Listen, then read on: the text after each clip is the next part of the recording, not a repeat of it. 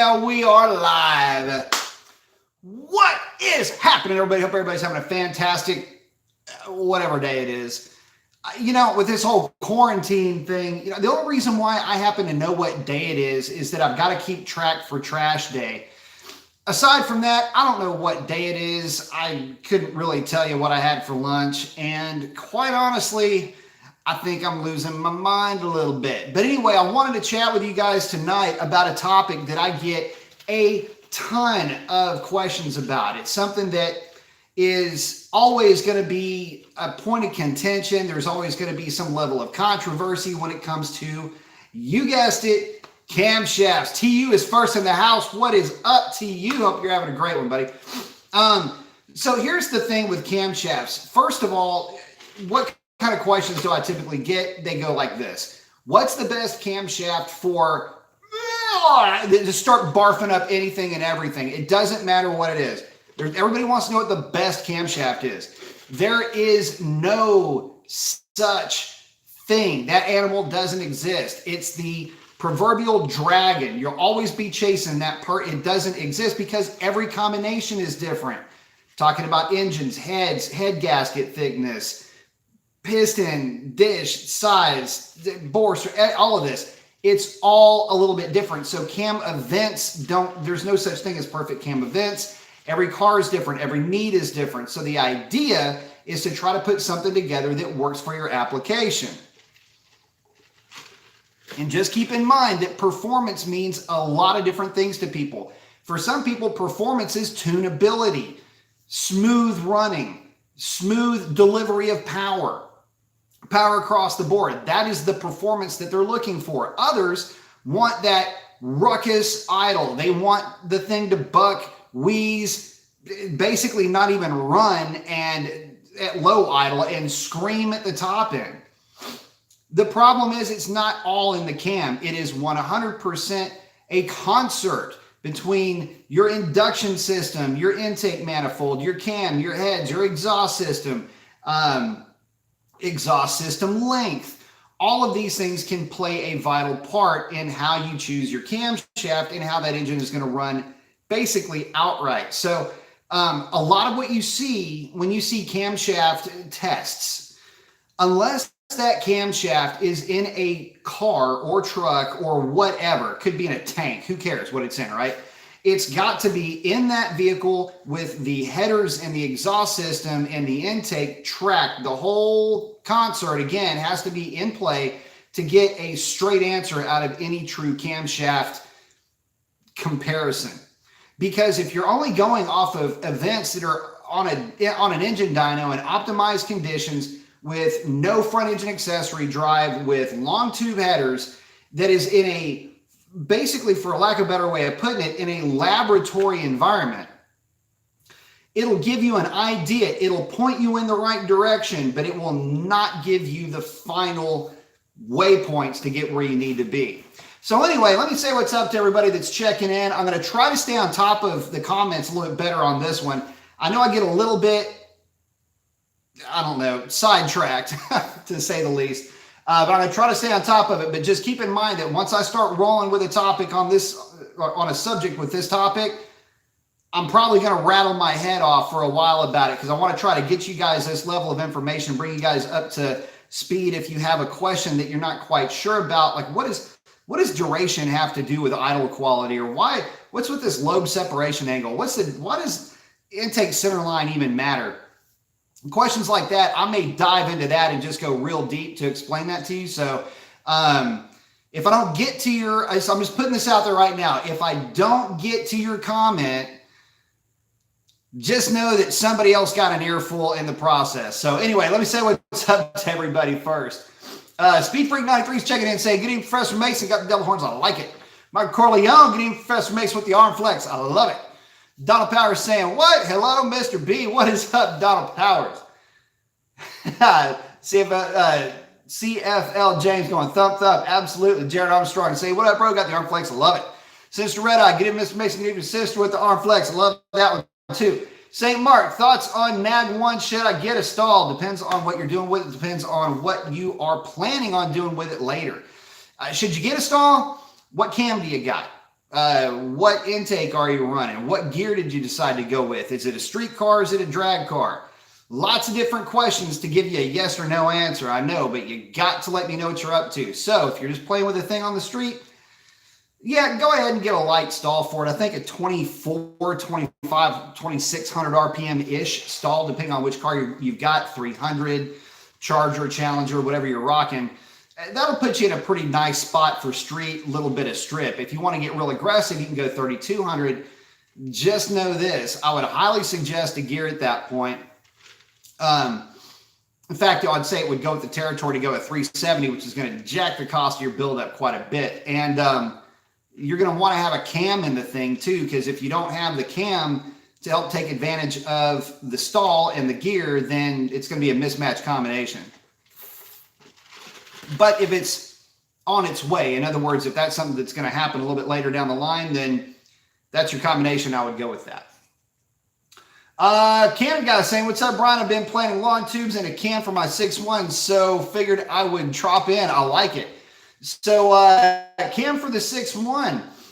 You know, the fun thing about 6.1s is that they're the Mopar equivalent of an LS. It's not so much that you can just keep throwing cam at them until they die, because your intake manifold limited. But again, you've got a fun package that you're about to put together. So not really knowing what you're going for, I can't give you any suggestions on cam or cam profile, but you're already off to the races with the long tubes. I'm sure you're going to run with some other type of a cat back coming into this, high flow cats. That thing will wake up. Just make sure that you get a good spring pack to come along with it, with whatever camshaft you go with. And obviously push rods and lifters are going to be part of that equation. But spring pack, there's no such thing as an NSR cam. You'll hear me say that a bunch tonight. Chris Little saying, how's it going, bud? Chris, is going good, man. Thank you. Uncle Stinkford's checking in saying, I just love when you speak about camshafts and whatnot. I sit back and just enjoy my stock 392 Charger on the street. So let me just say this. Uncle Stinkford brings up a phenomenal point here. And before I start diving into camshafts, let me just say this. It is not a cheap endeavor to put a cam in any of these Gen 3 Hemis. You've got to remove the heads, basically, to put a cam in the car. Now, some guys will say, nah, you don't. Well, look, if you're going to keep rocking the MDS lifters in the car, maybe not. But I wouldn't do that. I would never suggest that if you're going to spend the money, do it the right way. Don't try to take shortcuts here. At any rate, point being is that it is an expensive endeavor to get into with camshafts. And if you've got a 392 like Uncle Stinkford does, you're really up against a weird situation because the car has already got a really good camshaft in it. Yes, there is room for improvement on a 392, but a lot of the room for improvement comes in tightening up the lobe separation angle. But that's it. I mean, yeah, you can bump up duration, give it a little bit more lift, try to get to certain lift points a little bit quicker on that ramp, with the lobe ramp, so to speak.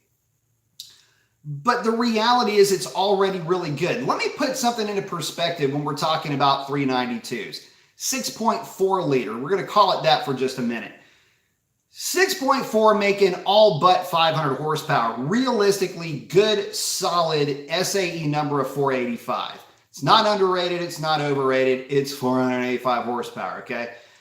Look at what happens with a 6.2. Oh, by the way, to the rear wheels on a Mustang dyno, that equates to about 410 horsepower. Somewhere around 430, 440-ish on a dyno jet. It just depends on how sweet that dyno jet's going to be on you.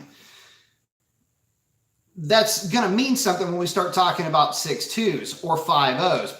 5.0s not so much because nobody does cams on 5.0s. You just mess with the cam timing and the tune. But I digress. Compare that to a 6.2. Smaller displacement, irrelevant for this portion of the conversation because it's down on power all over the place. And people say, well, if you put a cam in a 6.2, you'll make 430 horsepower to the rear wheels. It'll make more horsepower than a 6.4. No, it won't. No, not necessarily, because the 6.4's already got a very aggressive cam in it to begin with. You've got basically 40, 50 horsepower on any LS package that's naturally aspirated. So when a car is already that far ahead of the curve, it's going to be difficult to see significant gains on the back end. Now, to be honest, yeah, there are cams that work wonders with the 392. One of them happens to be one of my grinds. Thank you very much. And that grind, I still, to this day, can't believe how much stress, time, and effort I put into that thing. There was about 5 or 6 different iterations of that thing before it was finalized. And the cool thing about it, though, is it picks up power everywhere. But if you look at it from a dyno perspective, not so much. You get in the car and you drive it, yeah, feels like it picked up more than that dyno is going to tell you. But the thing about it is it just doesn't show off that well, at least not on dyno sheets. And it's tough. It's a tough proposition when you start talking about thousands upon thousands of dollars to throw a cam in one of these things, and the gain proposition just really isn't quite there. It's there and it's worth it to the guy that wants to try to chase a 10-second time slip with an NA 392. For the guys that are just out there having fun with their cars, myself included in this case, it might not necessarily be on the top of the list of things to do. However, it's becoming more popular. And the reason why it's becoming more popular is because, well, quite frankly, there's a lot more 392 cars floating around out there on the used market. People have bought them. They're a lot less expensive. They got a little bit extra pocket change to throw at those modifications, and they're doing it, and they're getting some decent results. It's not uncommon for a stripped down scat pack core with a cam, long tubes, ported intake manifold, ported throttle body, of course, a tune and all the other requisite transmission tuning that you need. But it's not uncommon to cover 1070s, 1080s with that combination in clean air. And I mean good DA at that, but still, you'll see it happen. And it happens to happen a lot now. So, hey, if you're chasing a 10-second time slip and you want to do it NA, you can do it. Cam will certainly help you get there. So anyway, getting back to it, and at least you can do it and still call the thing a car, not strip it down to the freaking paint on the inside of the thing. Let's see. Jared Armstrong, what about the trucks in a stall? So a couple of folks are having some good luck with Circle D converters. I know Moe's Performance and Dr. Differential are both having some good luck with converters with their trucks. Moe's, I know, has done a lot of testing with torque converters. It just depends on what you're doing with your truck, though. Once again, if it's a drag truck, 35, 38, maybe 42. But if it's a street truck, 3,000, 32 at the most, maybe it'd probably be a lot of fun for you. No need to go nuts with that. But again, just depends on what you're up to with that truck. If you're doing a lot of towing, though, be careful with running a high stall. You end up getting a lot of heat in that system, and you want to look at secondary cooling at that point. But keep that stall below, say, 2,500, 2,600 RPM. Stock stall, actually, it depends on the power level that you get to, but a stock stall is going to put you, I think, right around, I think the factory base stall is at 18 or 19. I know that same converter in a 392 will flash at 3,000 RPM. Actually, it'll stall at 3,000 RPM. That's with a lot more power. SRT Mark saying, MMX NSR cam stage 3, I changed valve springs. You should. Absolutely you should. Corsa headers and catback. And you're just a little street car, some racing. One more question. What's your take on Echo, Ocho, Cinco? So here's the thing about E85. The problem is there's not a huge gain with E85. You have to think of E85 kind of like long tubes. You'll pick up a little bit of torque down low, and that torque is going to carry, but it's going to not carry quite as far out. The problem that you run into with these cars is the intake manifolds. There's a ton of guys that have gone E85 and decided that it's the right way for them to go and they want to stay there. There's also a lot of guys with the 392s that have gone to 85 and just went, oh man, because the cars, it's not like you can just go throw a ton of timing at the thing. It doesn't work like that with the Hemis. I've had one 392 car in particular on the dyno, long tube header car, ported intake, ported throttle body, full catback. I had that thing on the dyno one night and I was just playing with it, throwing timing at it. Just where was it going to start? You know, Alex had already gotten the fuel trims all sorted out. And it was just up to me to see where the car was going to basically find a home in terms of timing. And kind of a newsflash, it wasn't that far off the 93 tune. And it just, I could not get the car to pick up power on the big end. And a lot of that had to do with the fact that the intake manifold was just limiting the RPM rev range of that engine with the stock cam. The stock camshaft, since we're talking about cams, for a 392 is 577 on the intake side. Memory serves me correctly, it's 554 on the exhaust side for lift. Your lobe separation angle is right at 121 degrees. Gives you any idea as far as how early that exhaust valve is cracking open. But even with that wide LSA trying to stretch power out as far as it could, the intake manifold, it just doesn't have enough actual flow. Well, it's not that the flow's not right, it's just that the runners are just too long. And it limits the RPM that you can actually turn that thing to. With a different intake manifold, something that would allow that thing to actually flow on the back end. Even with a stock cam, it would pick up a little bit more power on E85. But it just doesn't. Now, you'll pick up torque, which is great down low. But if you're looking for a horsepower number, man, it ain't going to be there.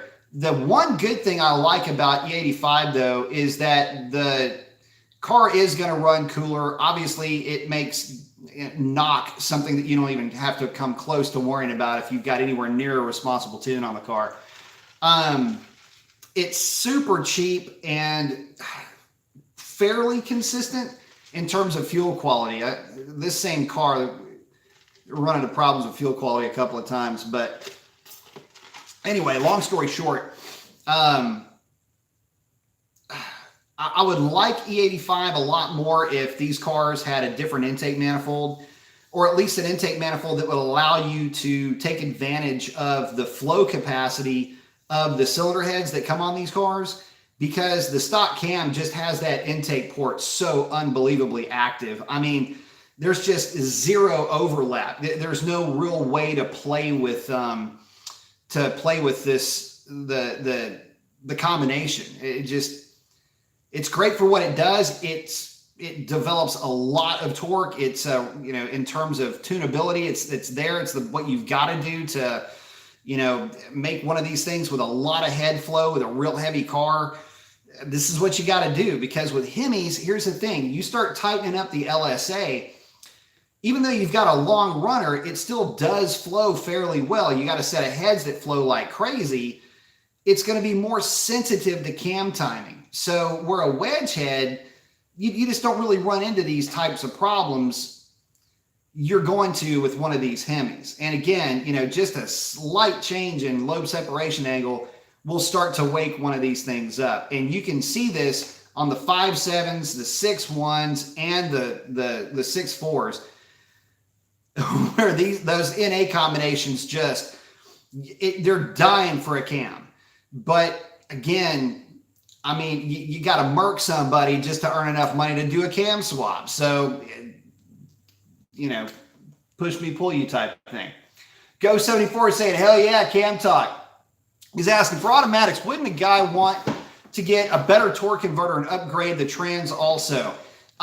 So if we're talking about HP70, really even NAG1, not so much. And yes, on the torque converter, but by all means, don't go too aggressive with the converter. What guys forget is the torque converter is every bit as much of the driving experience as the cam is. And if you go way overboard on the converter, you're going to get a real soft driving car, because it's just slushy, it's mushy, until it gets to, or starts to get close to its stall speed. Up until that point, though, it feels like it's struggling. It's not. It's just you're spending money on gas to do nothing but turn the converter, inside the housing.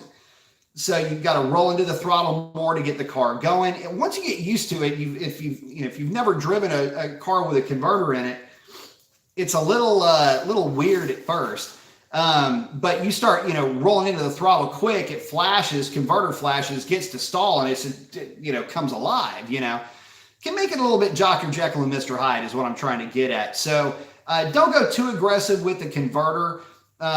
Again, my advice, the newer converters are a lot better than the older ones though, and they're real good about maintaining a certain level of drivability. And then when you really watt the throttle with a good tire on a prep track, they'll flash and the things will launch. So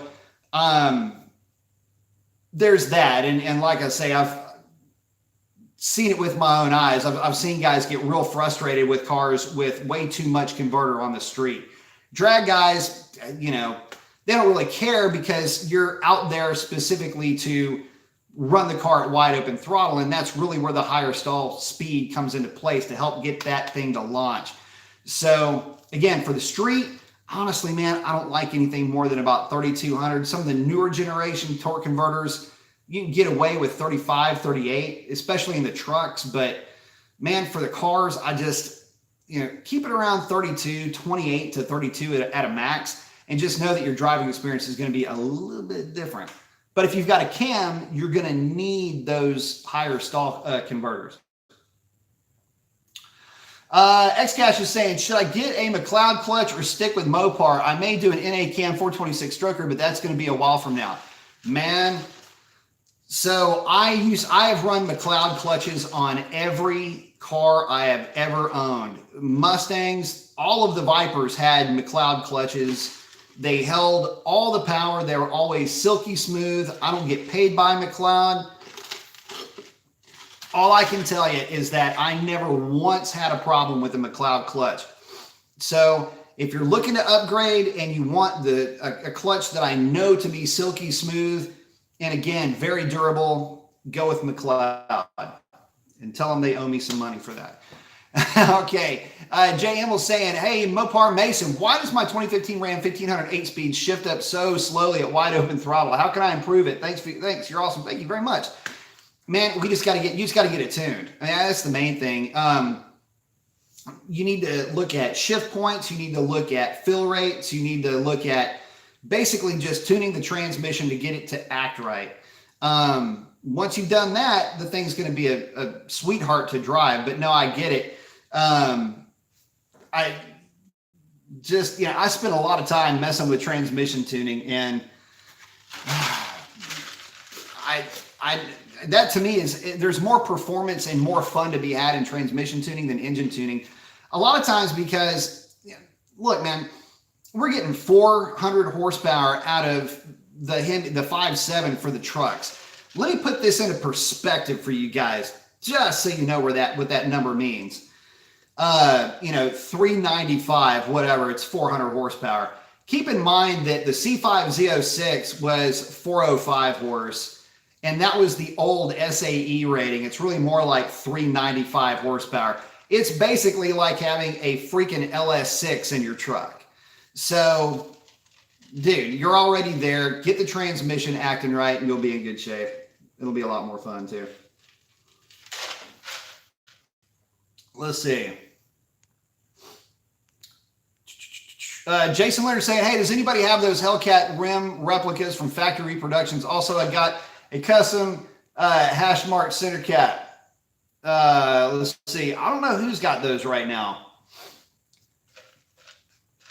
All right, check it out. Let's see. Cool Dog's got a question saying, would a Cam 5.7 Hemi be better than a Nitrous Hemi for daily driving? Is it worth upgrading the 2.25 inch exhaust on a budget? What tuner would you recommend? Should I get some Mickeys? I have HP70. Lots to unpack there. So let's start from the beginning. Would a Cam 5.7 Hemi be better than a Nitrous Hemi for daily driving? Depends on the cam that you go with. Keep it kind of cool. Small cam, it'll be fine. Keep in mind, you can put nitrous on anything. I mean, anything. I put nitrous on my riding lawnmower about 15 years ago. Cut good. Is it worth upgrading the 2.25 inch exhaust on a budget? Yes, it is. But save up. save up. And if you're going to be putting, you're asking about a cam 5.7. If you're putting a cam in the car, you're going to be putting long tubes on the car anyway. Just trust me on this. It's going to be part of the build. So consider all of a full exhaust system for your 5.7 as part of that budget. So yeah, you're going to be upgrading that along with it. What tuner would I recommend? HP Tuner software. Should I get some Mickeys? Absolutely. You will need them after you do all of this. And you've got an HP 70. You're well on your way to having a good time. So yeah, I mean, like I say, nitrous on a stock cam, sure, absolutely you can do it. Nitrous is amazing stuff. Just don't go cheap on your controller. Nitrous Express, Nitrous Works. Everybody's got great controllers. Get a progressive controller, a wet kit. Don't go cheap with nitrous. Treat nitrous right, it'll treat you nice. But just remember, it's only as fun as that bottle will let you have fun, right? I mean, that bottle runs out, you're done. So cam's always there, but it's going to be expensive. So keep that in mind. But for daily, I'd throw nitrous on a stock car. Alexander saying, hey, B. Mason, is a full bolt-on and cam setup going to be pushing the limits of a stock HP 70? Not really. Once you start getting into power adders, drag pack, nitrous especially, that's when you're going to start seeing the limits of an HP 70. But just driving around, playing around with it, having fun, nah, HP 70 is backing up the fastest of the Hemi trucks right now with no problems, and they weigh about 1,000 pounds more than you do, and all of them are in the 11s. So, and these are 5.7 cars, or trucks, I should say. So, nah, you're in good shape. Don't worry about it with that. Let her rip. You'll enjoy it. Canada guy, does the 6.1 intake flow better than the 6.4 up at the higher RPMs? No, it doesn't. Well, let's be clear on something. Does it flow better? The flow at this point, it doesn't matter what the flow is. It matters what the length of the runner is. All of the manifolds will technically flow enough air. The difference here is that the 6.4 is a variable runner length intake manifold. So if we're talking about what is the runner length difference, which is really more the question here, the 6.4 I want to say is the equivalent of like an extra 2 or 3 inches on the 6.1 and down low, basically right up until about 4,700 RPM where the actuator clicks and switches it into short runner, at which point I want to say it cuts about 4 inches off of the runner length. So at that point, it's going to have a runner length somewhere maybe 2 to 3 inches shorter than a 6.1. And so it's going to move that power out a little bit on a dyno, so to speak. And basically, you know, for what we talk about, it's moving the power to the right on the curve if you're looking at a dyno charter from your point of view to the right. So in terms of flow, you know, they both flow fine. And if you want to go power adder, they both work great with power adders. So there's that. But just know that the performance of that intake is limited only because it is a fixed runner, because it's a big chunk of aluminum, but there is no variable runner length. They flow great though. So, and they look amazing. And if for no other reason, if you just don't want short runner valves, you don't want to mess with any headaches with that, or you want to stick with a 6.1 style manifold because you feel like it's going to work better with a boosted application, or you like the way that it looks, there are reasons to go with that manifold. And those are just to name a few. You know, you send the thing off to extrude hone, really open it up. Well, we start talking about, you know, shifting the flow of that intake over, say, maybe 300 RPM or so. Now we're really talking. And, you know, for nothing, but the thing looks great. And you know, a lot of times a little bit of eye candy is worth the headache. So, again, not to try to belay the point, but it's not really a function of flow, because let's say they flow the same. The runner size is going to be the same. The plenum volume is all but the same. The big difference is just going to be in the runner length. And that's why you see those intakes do very well up to about, say, 4,700 RPM, maybe 5,000 RPM. but they just can't compete with the 6.4 after that. Or way low, like tip-in throttle response, partial throttle response. You'll just notice that the 6.4s are going to be a little bit snappier, or noticeably snappier, I should say. Cool Dog saying, would you recommend upgrading the 5.7 Hemi intake manifold? I heard the axles can only handle 550 wheel horsepower. Is that true? Should I replace the torque converter with a high performance one? A lot to unpack here. So would I recommend upgrading the 5.7 Hemi intake manifold? For the truck, no. I would recommend porting it, cleaning it up for sure. For the car, there's really nothing to upgrade it to. I mean, yeah, you could upgrade it to a 6.1. In this case, that would probably make some sense because the 6.1 is non-variable runner, and so is the 5.7 car manifold. In that case, yeah. Plus, you wouldn't have to worry about the headache of trying to make a window switch work with a variable runner intake manifold. But here's one thing to consider with that too. The 5.7 car intake manifold is really not the best intake manifold in the world. And even when I clean those things up, and I can do a lot of work to a 5.7 intake manifold, and I've spent a lot of time with those manifolds, and I can get some gain out of them, but not a ton. Swapping that over to a 6.1 or to the Edelbrock is probably going to be your better bet. And you just got to ask yourself a question, man, is it worth it?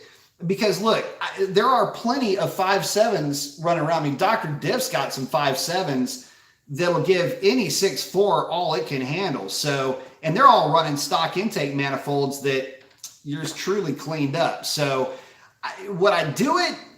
No, I mean, not unless I was just going for the look, or there was a legitimate reason, like you're going with maybe a stroker setup, or you're going to hit it with a shot of dope. And even then, you just kind of go, it's a little cringy just because there's not a better manifold. I mean, there's better, but then you start to really pick apart the word better. Like it's kind of better, but it's just not better. And that's the problem that you're looking at here. And that's really the problem with a lot of Mopar stuff. It is hard to best it like confidently. Let me put it to you like this. For you guys that are big into fighting, it'd be the equivalent of every fight that you have ever had always going to the judges. That's the difference between a lot of LS stuff, not necessarily LS3, but like LS2, LS1 type intake manifolds or what have you, and then their upgrade equivalent. There's such a gap between stock and upgrade with those cars, those engines, I should say. But when you start talking about Mopar, man, Mopar has kind of done a whole lot already to it. And we're talking about intake manifolds here. There is no really better. There's marginally better, but we're talking about the entire package has to be changed for that one part to really start to show where it is, that better, where is it better? Well, it's better if you have a cam, long tubes, full exhaust, all this other stuff, then it is just it's a helper modification. It's a complementary thing to a package as opposed to being a single, like this is an upgrade and here you go. It just doesn't work like that at all, unfortunately. Ghost 74 saying, of course I was talking about just upgrading the converter just so she doesn't stall out. Yeah, you can definitely do that. 100% on board with upgrading that converter. If you got a cam in it, yeah, you're going to need to, especially if you got a cam with a lot of overlap. Cool Dog saying, sorry for all the questions. I am new to modding. No, man, don't be sorry. Don't ever be sorry for asking questions, brother. That's how we learn, man. Should I think about upgrading the fuel system? Also, I hear whining coming from somewhere, and I can't figure out if it's a bearing or a failing torque converter. Could be anything. Could be a failing torque converter. Could be a bearing. Talking about that whining. Check fluids. Make sure you're not running low. Crawl up underneath the car. Make sure you don't see any drips. There's a lot that can cause a whining problem. So, try to isolate it as best you can. And As far as upgrading the fuel system, nah, if you're going to stick with something that's NA, you should be just fine. But always data log. Always data log combinations. Tom Auger saying, man, those HP70s are stout units. Put 40,000 on a ProCharge 16 Ram before I started to tear up other driveline components, front diff, rear end gear, rear axle shaft, exactly. They're stout, especially in that application, but you start hitting them with a little bit of the laughing gas, that's when they start to act up a little bit. But if you're ProCharged, especially if you're ProCharged truck with a 392 gear set and a good trans tune, shoot. Man, you just be out there doing long smoky burnouts on accident and having a ball doing it. X-Cash is saying, you think I'll have trouble passing the smog with the chopsticks cam from MMX? No, you can get away with it. There's some things that you're going to need to change in your tune, obviously, and they'll do that. Your tuner will do that. Basically with the rear O2s, there'll be a couple of other things, but no, you should be fine. Most guys with cams don't typically have any problems passing, unless you get somebody that is just a real stickler for that kind of stuff. As long as it passes on his machine, he's like, good to go, buddy. Chopping some ice here, Nils here. Catalyst 99 says, questions off topic. What do you think of the early 70s 340 or 360 Dusters as a weekend fun car? I think they're a lot of fun, provided you can find one that's still in halfway decent shape. A lot of those, and listen, for you guys, I mean, I was looking for a Duster or a Demon, even a Dart at one point, and never could find one. Never, ever could find one in decent enough shape. A lot of them just rusted out. A lot of guys turn them into race cars. They're just tough to find. So if you find a clean one, build it up right, build it up classy, keep it preserved, don't just let it turn to shit. If it's in really good shape, man, keep that thing in really good shape. Don't carve it up. If you want to carve it up, there's plenty of buckets out there. You can do that too. Cool Dog saying, when would you recommend upgrading the HP70 based on horsepower and torque? That's a hard one to unpack. Is it hard on the trans to hit nitrous out of the hole? Yes, it is. What are limitations with the rear end? I don't know much about that. So limitations of the rear end, look, if it's a stock 5.7 car, it's probably got a 262 with an open diff. You might have a 309 with an open diff.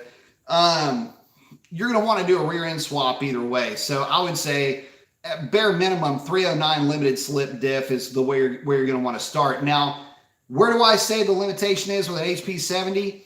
Depends on the power adder. If you've got, let's say you went with an E-Force, one of the new E-Force Superchargers, which I love, by the way.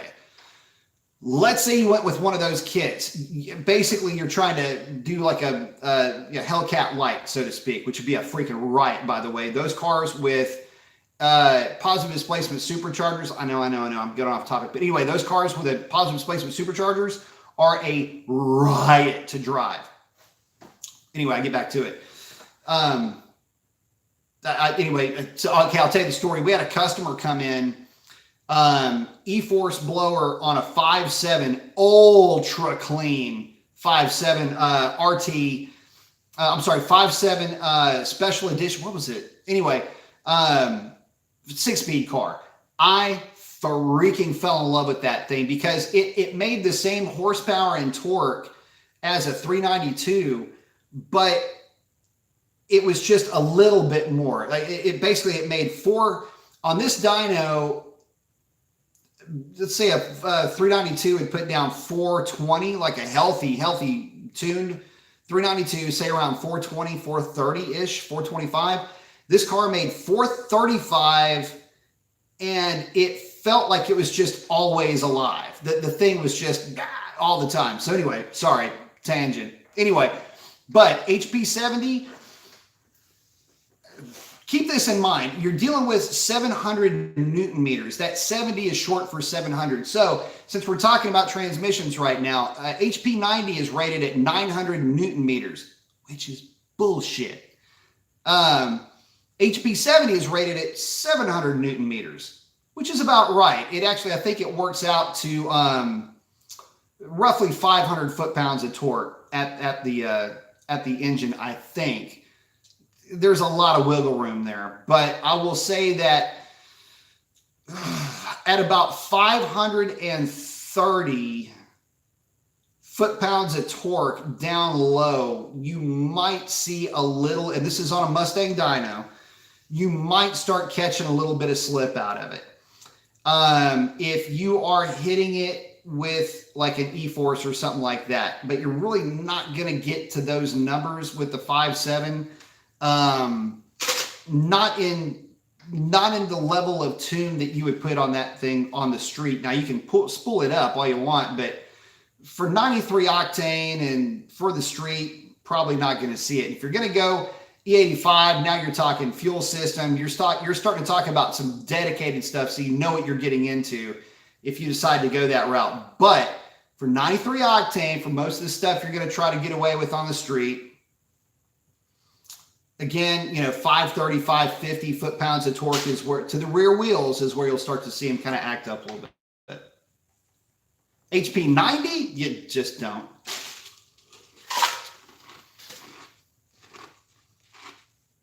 Let's see. Domino checking in saying, what's up? What's up, Domino? Ken797 saying, never let it go to the judges. Hell, if you have to, you better make sure you had the best third or fifth round of your life, man. Or 10th round, 8th round, whatever you're sanctioned to do, man.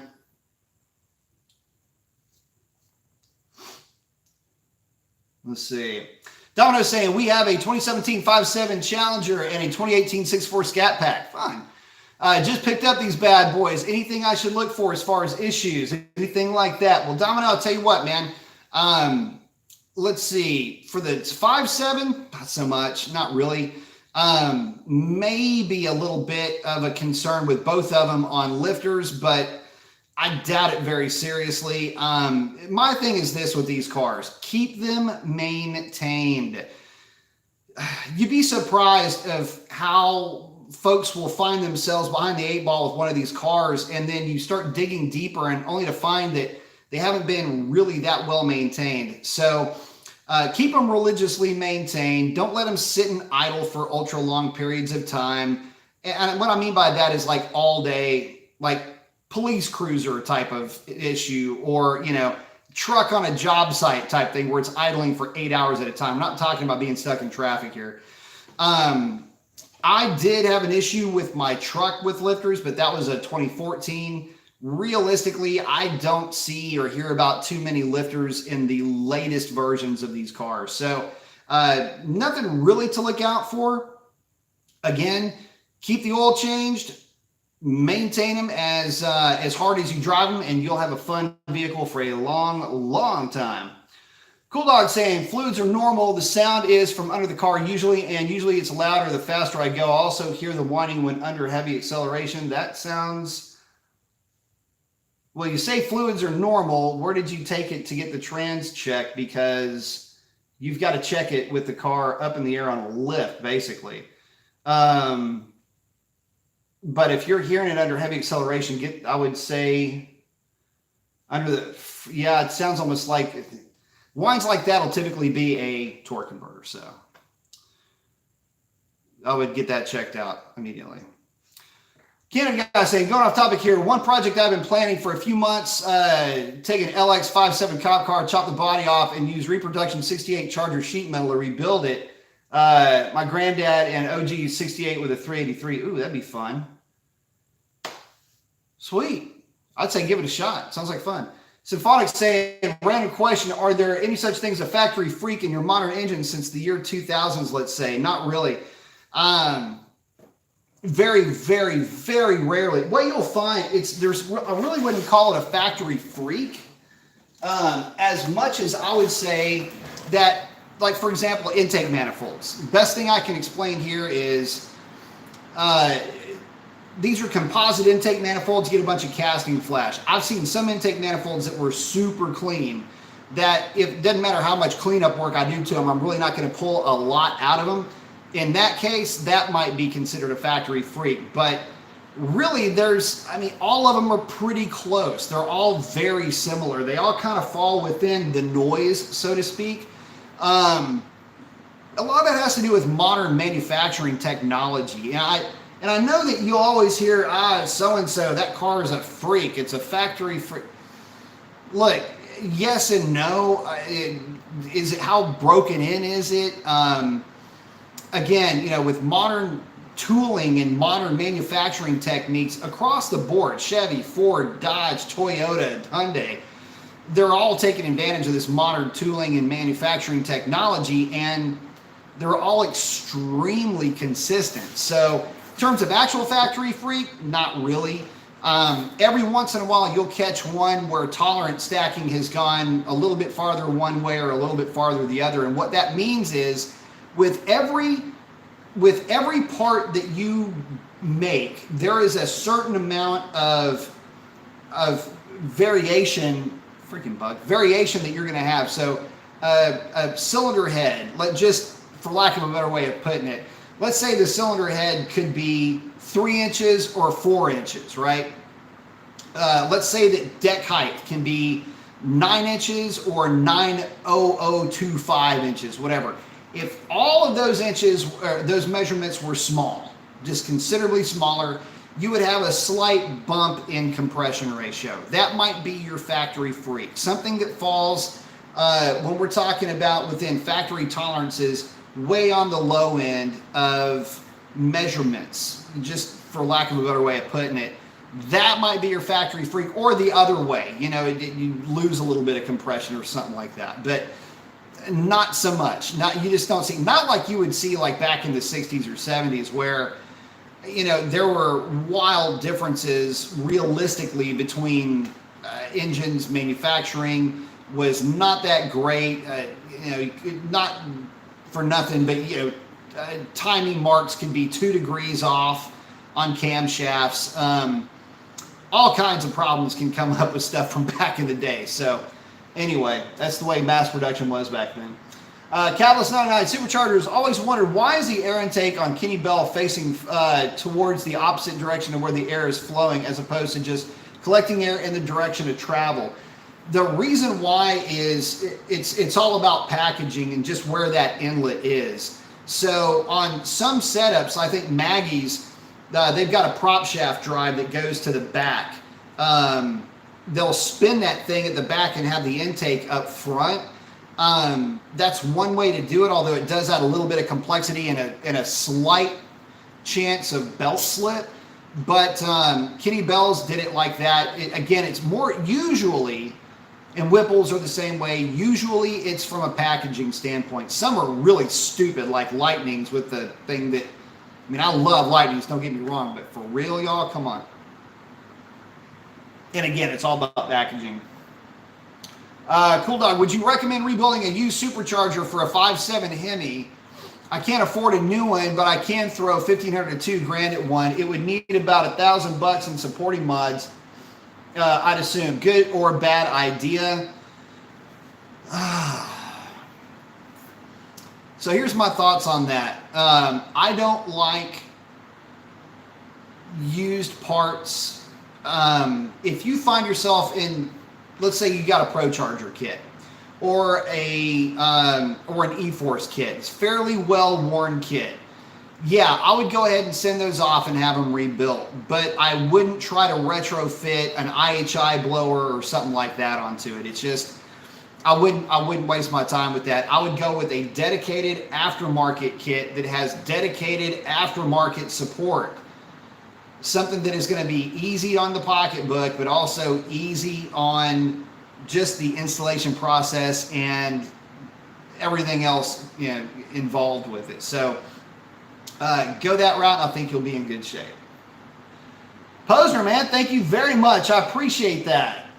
Thank you very much for the contribution to the cause, buddy. He's saying he put an LMI intake on his Hellcat and can now hear a whistle, different than Supercharger 1. I'm told it's air passing over the bypass valve. It sounds like a bird lives on my Supercharger. Any fix for this? Just give it more throttle. But no, it's you're just hearing a lot more of what's going on in there that the stock box kind of muffles a little bit. So yeah, welcome to the world of aftermarket intakes. Hey, listen, I'm on record. In fact, I may put one on my car. It might be an LMI, might be a B Woody, might be a JLT, just whatever I end up getting my hands on. But I may put one on my car just so I can hear the blower more. And I've had them make all kinds of chirpy, whistly noises. That's what these things do best. That's the fun part of it. So just welcome to the zoo. That's all I can say. There's all kinds of fun new noises. But no, there's no fix for the extra noises, brother. Dom is saying 2018 had 11,000 miles on it. 2018 rather, 11,000 miles on it. 2017 had 29,000. I believe. Thank you for answering. Have a great night. Hope to get bigger tires eventually. Absolutely, you might need them. Cool Dog asking, what torque converter would you recommend for an auto 2015 Challenger with a 5.7 Hemi? I am trying to push 500 wheel horsepower. What tools would I need to replace it myself? Well, let me tell you the tool that I use. Let's see. I don't have it with me. It's my wallet tool. That's the tool that I would use. As far as what all tools you're going to need, it's going to be real tough to do it on your back. These things are heavy and they're fairly large too, so you need to get this thing significantly up in the air to get that trans out. I can't remember the size of the bolts, or the drive shaft. I've done so many freaking drive shafts and I can't remember the damn size of them. I always just jam whatever fits in there. Story of my dating life. Anyway, what torque converter would I recommend? Somewhere around 3,200 RPM is what I would recommend for that, for the street. Now, again, if you're throwing the wood at this thing with a different converter, then I would maybe look at 36 or 3,800 RPM. But just keep in mind, the higher you put that stall, the mushier it's going to feel under partial throttle. And believe me, once you roll into it and it wakes up, it's going to get your attention. But man, just know that you're going to be up against it in terms of trans tuning. You'll probably want to kill torque converter lockup on the 1-2 and maybe even the 2-3 shift. And when you do that, it shifts super smooth. It's just because you're riding what's known as riding the torque converter. So yeah, I would certainly take a look at being a little bit conservative, but without knowing your cam specs, I can't really steer you the right direction there. TU saying, silly question here, but if I hand you 100 grand cash, what are the 3 things you would depend it? What are the 3 things I would spend it on car wise? Let's see, for 100 grand. Interesting proposition. You know what I would do with $100,000? I would start hunting for, okay. Very cool question. I love the question. With $100,000, what I would do is I would go out and I would build another addition to my garage. And in that new addition, I would put a 1969 Roadrunner center console car in that portion of the garage. Wouldn't matter if it had a 383 or a 440, it would end up with a 440 built cam with a gear vendor's overdrive behind a 727, and that's what I would put that $100,000 to good use for. And the reason why I say that is because I would then turn around and sell that thing, make a profit, and put a red eye in that new addition to my garage. So that's exactly what I would do. No, seriously, it's so hard to come up with an answer for that because there's so many different cars that I like at that price point. New, used, everything around that price point is going to be good. So me just being more in love with Mopars, I'm not really feeling the Vet. The GT500 already has left a bad taste in my mouth. And the only cars that I've seen that I really like are the last generation Viper, if I'm only buying a car, or the red eyes in the Hellcat variants, especially a Hellcat that's just lightly modified, just a little bit of pepper, a little bit of spice thrown in, just add a little bit of flavor. That's what I like the most. And so for me, it's not really about the next build, it's about the next destination that I get to take that contraption to. And when we're talking about, you know, just throwing a ton of money at something, the problem is that, does the money buy you the experience, or does the conveyance take you to the experience? Well, in this case, the conveyance is part of the experience. So for me, I'm an old fart. I want it to be comfy.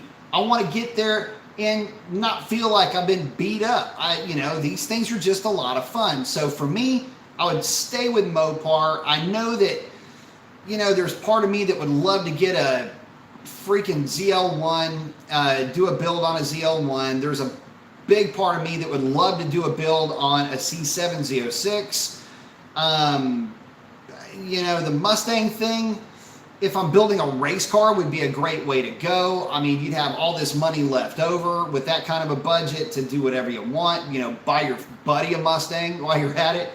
After you've done your full build on your personal car, there's so many ways that you could take that. But if it's just for me, you know, I'd go regular body red eye, 309 rear seat delete, basically Revlon's twin, but red eye, and find me a Elephant Supercharger. Do the Elephant Supercharger swap, assuming you can find one. I have a mid 9-second car on 93 octane. Call it good. Let's see. Posner, are all 309s for the Hellcat the same? Is a red eye 309 the same as a Scat Pack 309? No, there's some slight differences, but the one that you're going to buy for your Hellcat is going to be basically just the Scat Pack 309 rear end. The one in this car came out of another Hellcat. This one's actually a second-hand 309 that I've gotten this one.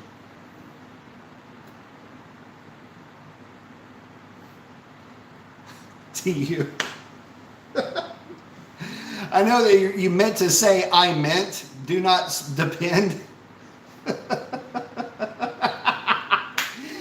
To you, if you don't know what you wrote, go back and look at it, man. It's awesome.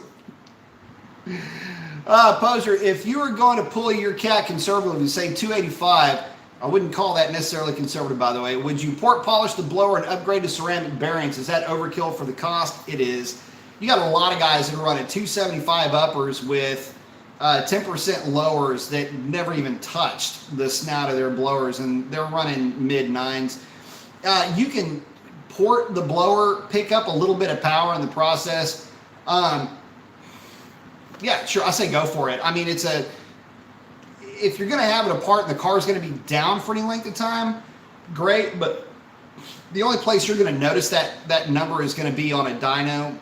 You might see some improvement on the back half of the track, but just driving the thing around, once you've gone, you know, pulley of that magnitude, you're just not going to see. It's already a 9-second car. You're not going to take a 9-second car, port the blower, and get a 9-second car. You know, picks up. If it's a 10th, then it's a 10th. You know, and if you're going after a number, that's important. So in that case, yes. So Fox saying, so I just got a Gen 2 Coyote GT Performance Pack with the 373 gears. Nice car. My buddy has a Scat Pack. What would I need to keep up with them? Will bolt-ons get the job done? Sure it will, man. Absolutely it'll get the job done. Long tubes tune will really be all you'll need. Well, long tubes, cat back, and obviously a tune, and you'll be in really good shape.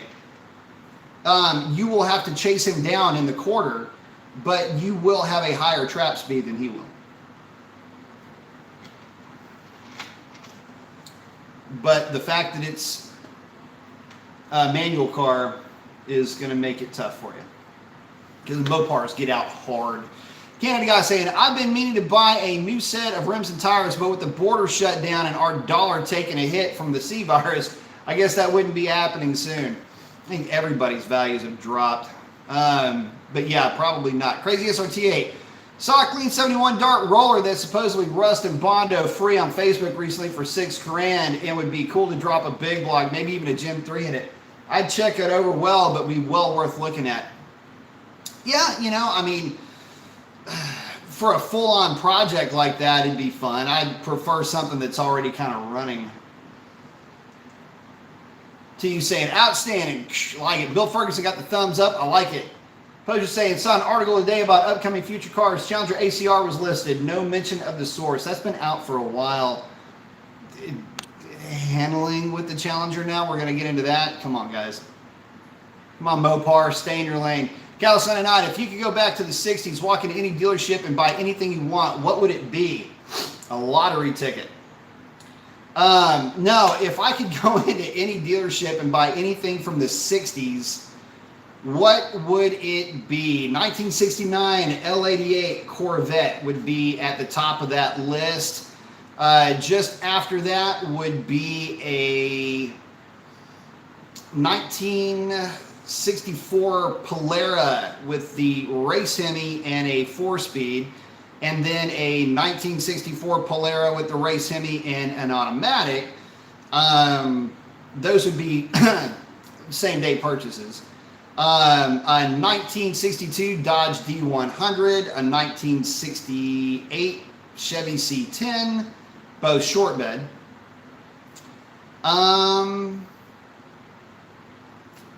Those would be the ones that would be on the top of the list.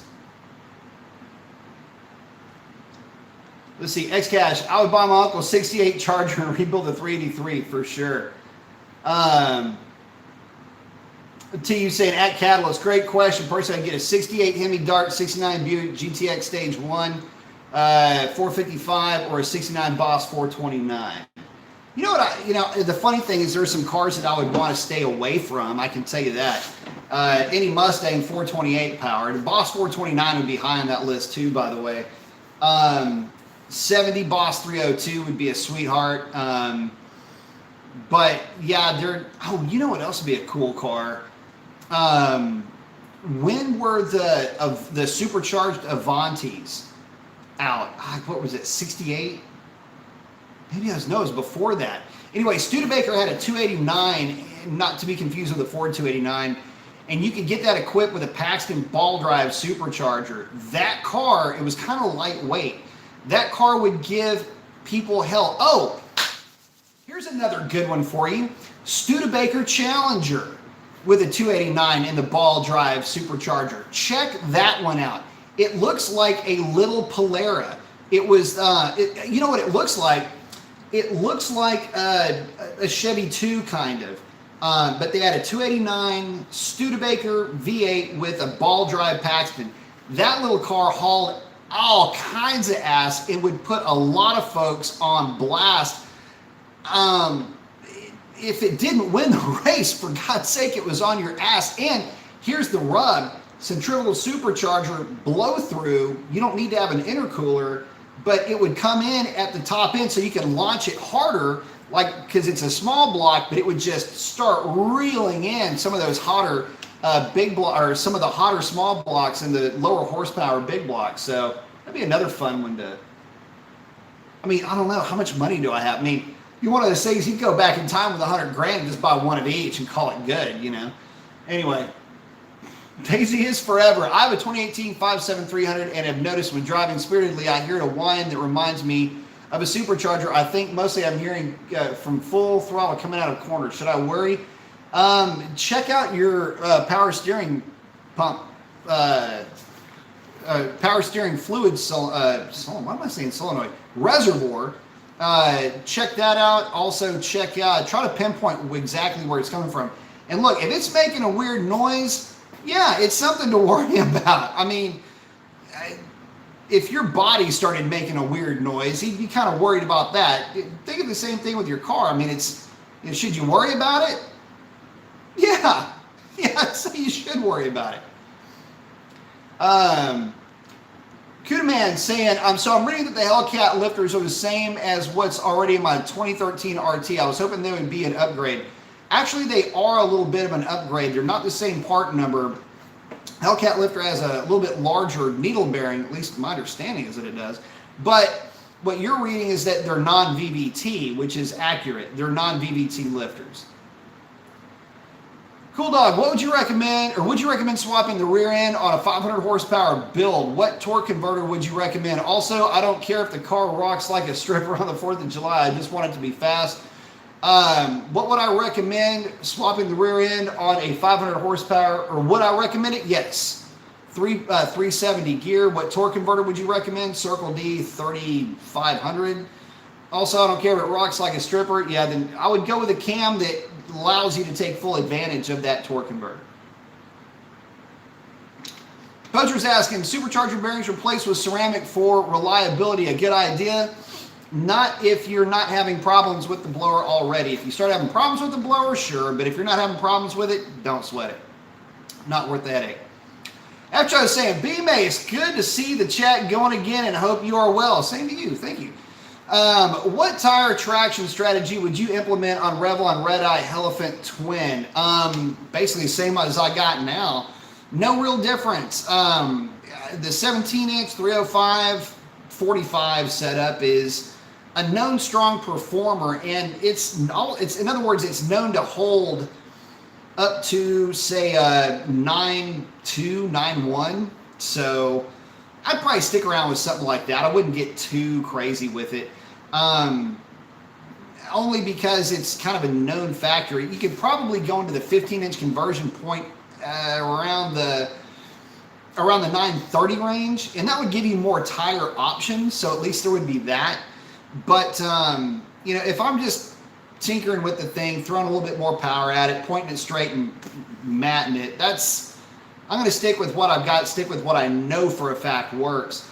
And realistically, if it started to give me hassles, say on the 1-2 shift, that's really when I would start looking at a 15-inch conversion. And like I say, typically 9.2, 9.4-ish is when you start looking into maybe making some of those changes. Let's see. Cool Dog saying, this is copy and paste. This is for torque converter. The stock 5.7 Eagle cam, automatic 5.7, 186, 208. Oh yeah, 4 lobes are actually 205 on the exhaust for MDS. 499, 493, 4 lobes have 486 lift for the exhaust for MDS. I have seen those specs. That is what I have seen as well.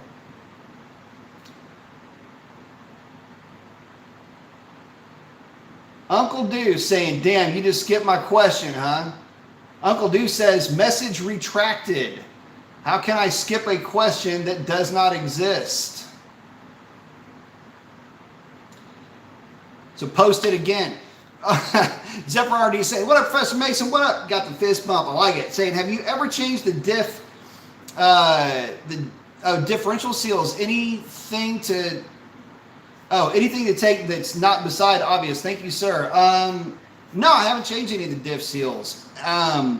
Typically, if they start leaking, it means something's broke or cracked. So I haven't messed with the diff on the car. I had my rear diff swapped out in my truck, but other than swapping out the entire chunk out of the car, nothing else has been swapped in it. Let me just say, nothing else has been R&R'd on it, because they are non-serviceable units. Hey, GS1, thank you very much for the contribution. Saying, thanks for the videos. What do you think about the Billet Performance rear diff brace? Man, I like them. Here's the thing with diff braces, though. When you're installing a diff brace, the main thing that you don't want to do is you don't want to put the rear end in a bind. And I've got I guess they called it, and I say called it because I don't know which ones they've got out now, to be honest with you. I just went with their extreme diff brace. The thing is the bolts that go into the cradle, the rear cradle, the idea is to mount the thing onto the diff, have your pad already set up. I'm kind of looking at this in my mind's eye here.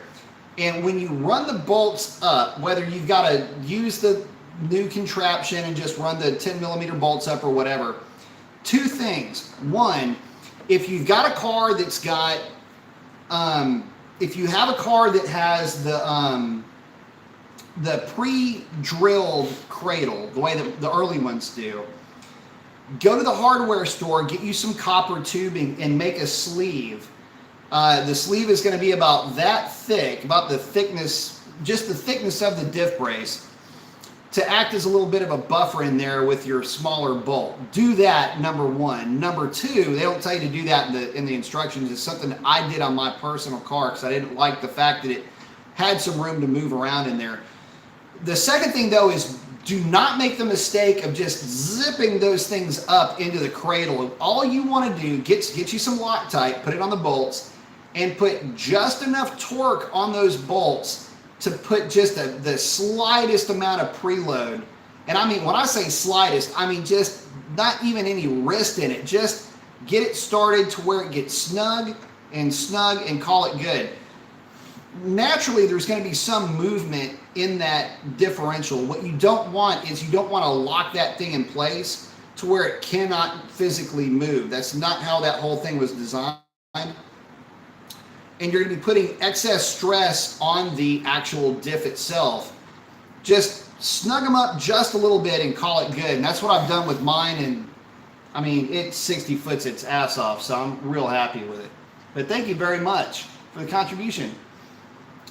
Cool, like say, what torque converter would you recommend by the specs above? For the stock cam, yeah, I would say Circle D. Let's say a 32 if you're, because that's a stock cam. Oh wait, no, wrong cam, wrong one. Let's see. Yeah, am I missing something? Anyway, what torque converter would I recommend for the specs above? Cool Dog, if you're talking about the one that was the copy paste, that would be the stock. Yeah, that would be the stock, which would be 3200 RPM, or stock converter is fine too. Again, you're taking it out on the street. You're really not trying to blow anybody's mind with the performance of this thing. I mean, you're not throwing the kitchen sink at it. You know, 3400 RPM will be fine for that. No reason to get too crazy. And the reason why is because, again, you're going to kind of ruin some of the snappiness of it out of the hole. That's the main thing. So check with Circle D. Combination that you give them the combination. Again, you're going to want somewhere around a 32 to a 3500 RPM stall. And that's going to be on the high side, by the way. Realistically, let me think about this for a minute. You know what? I'd bring that down a little bit. If that's the cam you're going with, I think 32 would be the max. 35 would be a little bit on the high side. But see, the thing is, some of the newer converters are actually really good about still being fairly snappy down low. So 28 to 32 is the number that I would go with. But remember, that's 28 to 32 based on 500 horsepower, not 370 horsepower. So at 370 horsepower, it's going to stall probably maybe even 250 RPM sooner. Daisy Forever, how noticeable is the difference between the 309 from a 262? It is significantly noticeable. You're looking at about 16% more gear, so to speak, with that 309. And again, thank you again, GS1. Symphonic saying, I went with a JLT cold air intake, a catback exhaust, but I did not get the headers. But I did get a 93 Lund racing tune with some brand new tires, and I just wanted to keep up on the highway with them. You'll be in good shape. Don't worry about that. Just remember, your car has, that's more in your car's wheelhouse, the highway, than the Challenger. Donald Swaller saying, what up, B? What do you think about ATI underdrive pulley on a 392? Just like with any underdrive pulleys, they're fine. Yeah, you'll pick up maybe 5 or 8 horsepower at the most. So there's that. Keep an eye on temps. Run a 180 thermostat, and you'll be in good shape.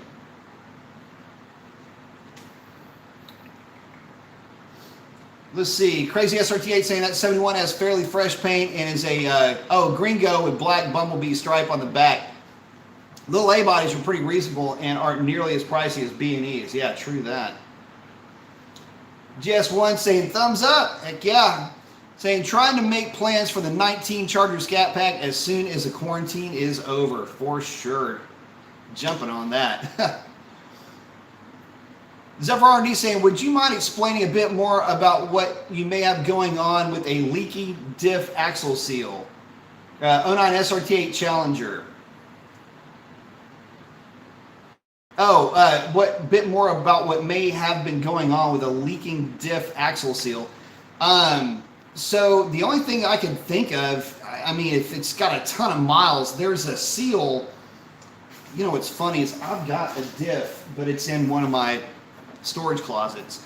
Anyway, there's a seal on the end of basically where the shaft slides into the diff. There's a seal that goes around that.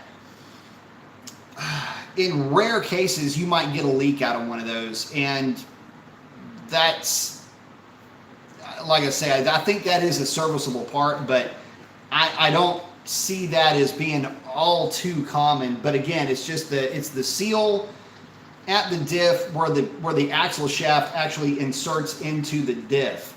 That's where you find that seal. Let's see. And that is, for yours, it would be the seal for a Gay-Trag rear end. GS1 1327. I know you told me drag radials. They are on the list. Absolutely. Got to. Catalyst 99 saying, why does Dodge offer a turbo diesel as an option in the truck, but not the cars? The reason why they don't offer them in the cars is because the buying public doesn't really care for diesels in cars down here. It's a shame too, because 4-cylinder diesels, 3-cylinder diesels overseas get unimaginable fuel economy numbers, and at the same time, I mean, yeah, no, you're not going to win any races, but well, that is unless it's like how long can you go on a tank of gas kind of race. But yeah, you just don't really see that. They don't rev. They're not as responsive as gas engines.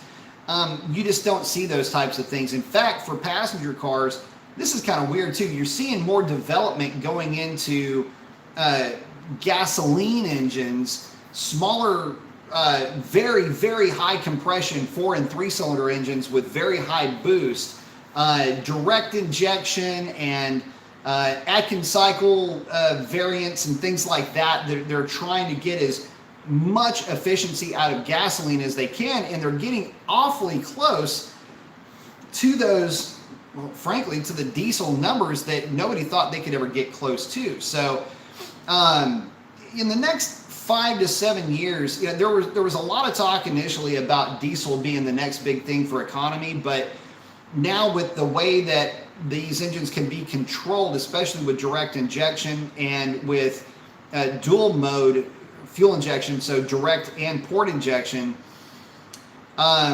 variable cam lift, variable cam duration, variable cam timing, all of these come into play here, and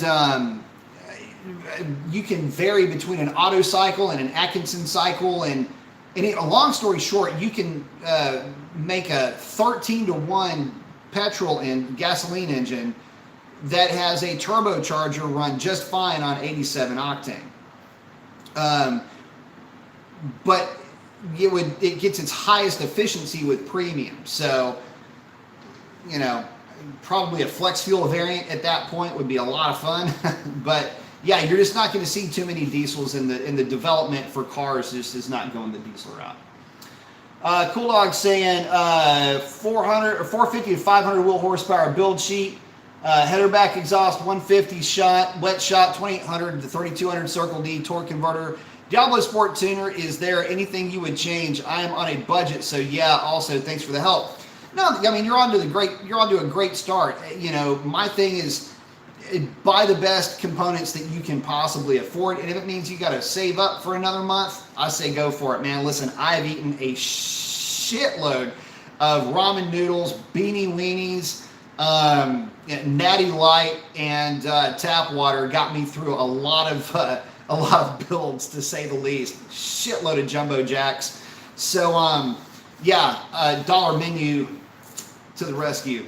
But yeah, aside from that, I'm right there with you. And like I say, there's no sin in saving. Get the best components you can. Don't try to go super cheap. The problem is that when those components fail, they take other parts with them. Better to cry once than cry twice. For something, who would you buy your car parts off of? Sites and dealerships? I've got good relationships with Mack Hike Dodge here in Houston. You know, I would stick with my guy Ernesto over at Mack Hike Dodge. As far as websites go, you know, I typically don't hang too much off of websites. I've got certain vendors that I've become a little bit chummy with. But typically what I like to do is I shop local. I hang out with my local guys here. So if I need tires, I've bought them off of, there was one eBay seller that I had bought them off of before, but typically I just run down to my local guy. He takes care of me, and we, you know, just keeping local businesses up and running and keeping those guys strong. So in fact, if you can develop a relationship, I mean, keep in mind, guys, I mean, I'm on first name basis with these guys. They're just, you know, I'm like Norm. It's kind of sad. Anyway, no, seriously though, if you can get a strong relationship with your local guys, you'll find that you can get the same deals locally that you'll get, you know, on the internet or whatever. And at the same time, if you really need something in a pinch, they can get it there for you. So,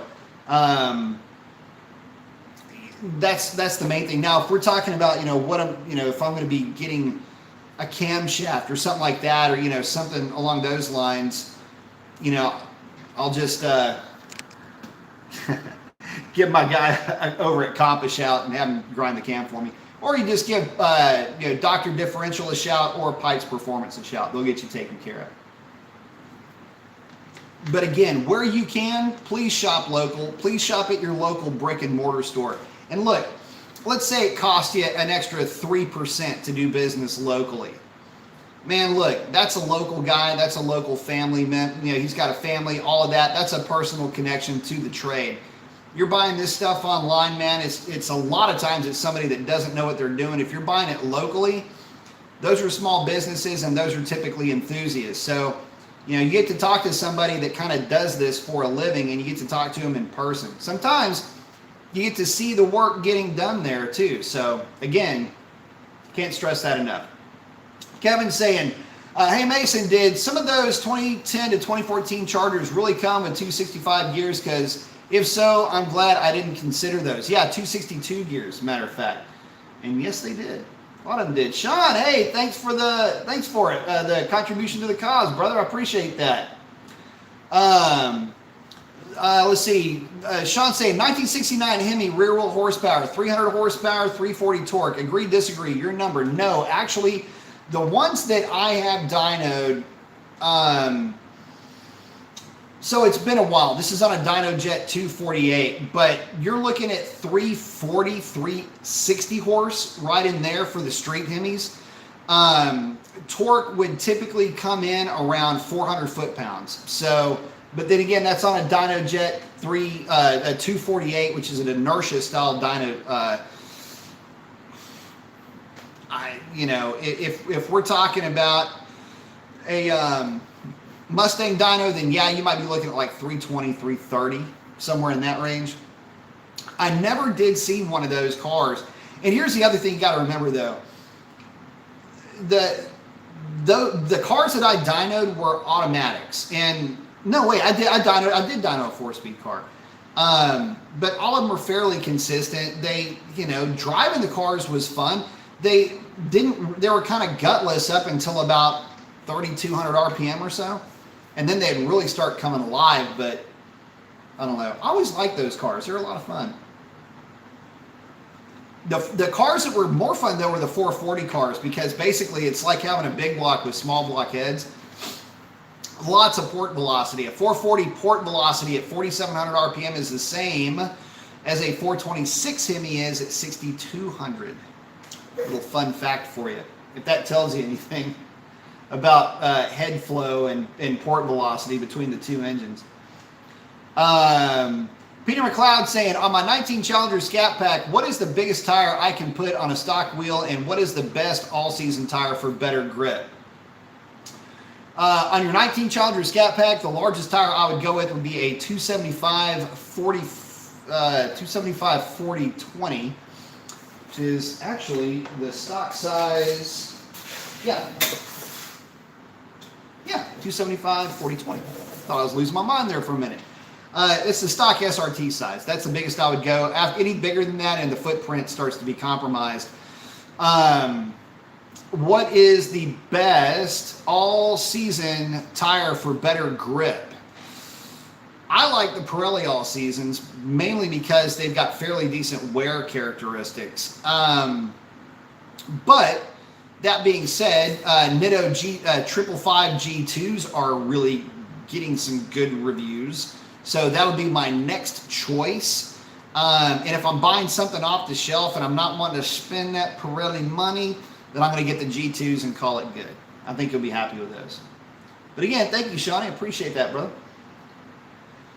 Zephyr R&D says, yes, sir, thanks. I just got spooked that it was not serviceable. The car has 85,000 on it. I've been monitoring it until I can get a lift. Nah, you should be good, man. Shawnee's saying stock, of course. Yep. See, the funny thing, here's the weird thing about Hemi, Gen 2 Hemi, and I don't want to stay too long on this, but in street form, whatever. But you start throwing parts at that thing and it's, whoa, a little bit different story. And you can accidentally start making big power numbers with those things.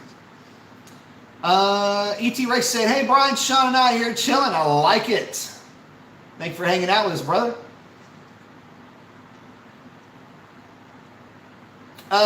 Shawnee, Shalandra name backstory, s'il vous plaît. Probably a un tolle, what was it, un terre jolie, en français ou en anglais?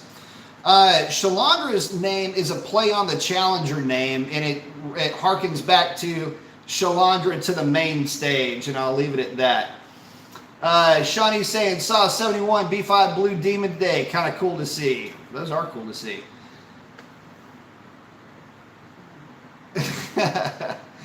Daisy Forever saying, Norm, how's life treating you like a baby treats its diaper? Awesome line from the show.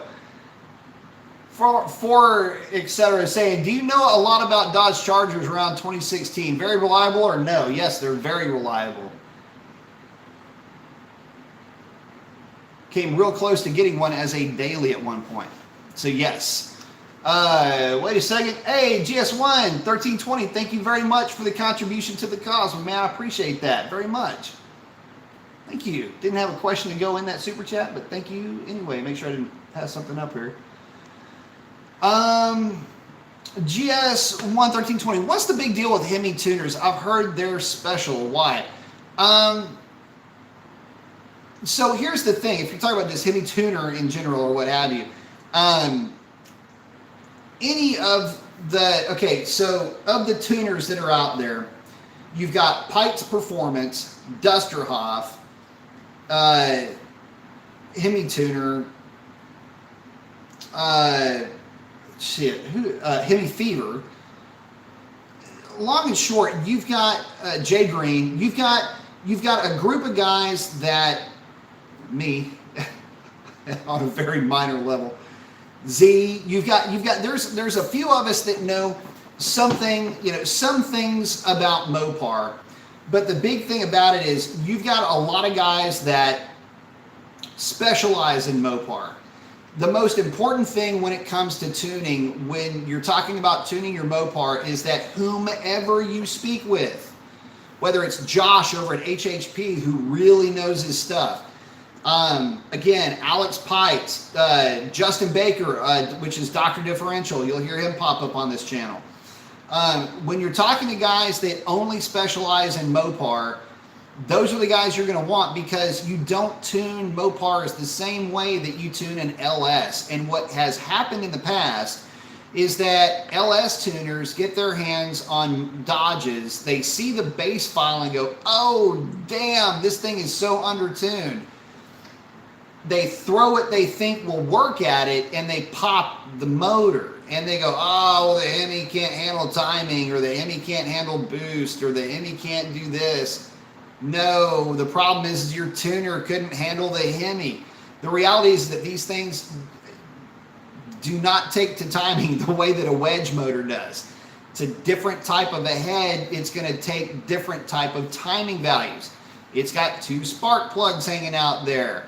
It means your flame front has half the distance to travel. There's a lot of things that you kind of consider as a concept when you're putting tunes together for Hemis or camshafts, or really anything you're putting together for a Hemi. You have to take certain things into account that you don't take into account with wedge motors. And that's why whoever it is, whatever tuner you're talking about, make sure that they speak fluent Mopar.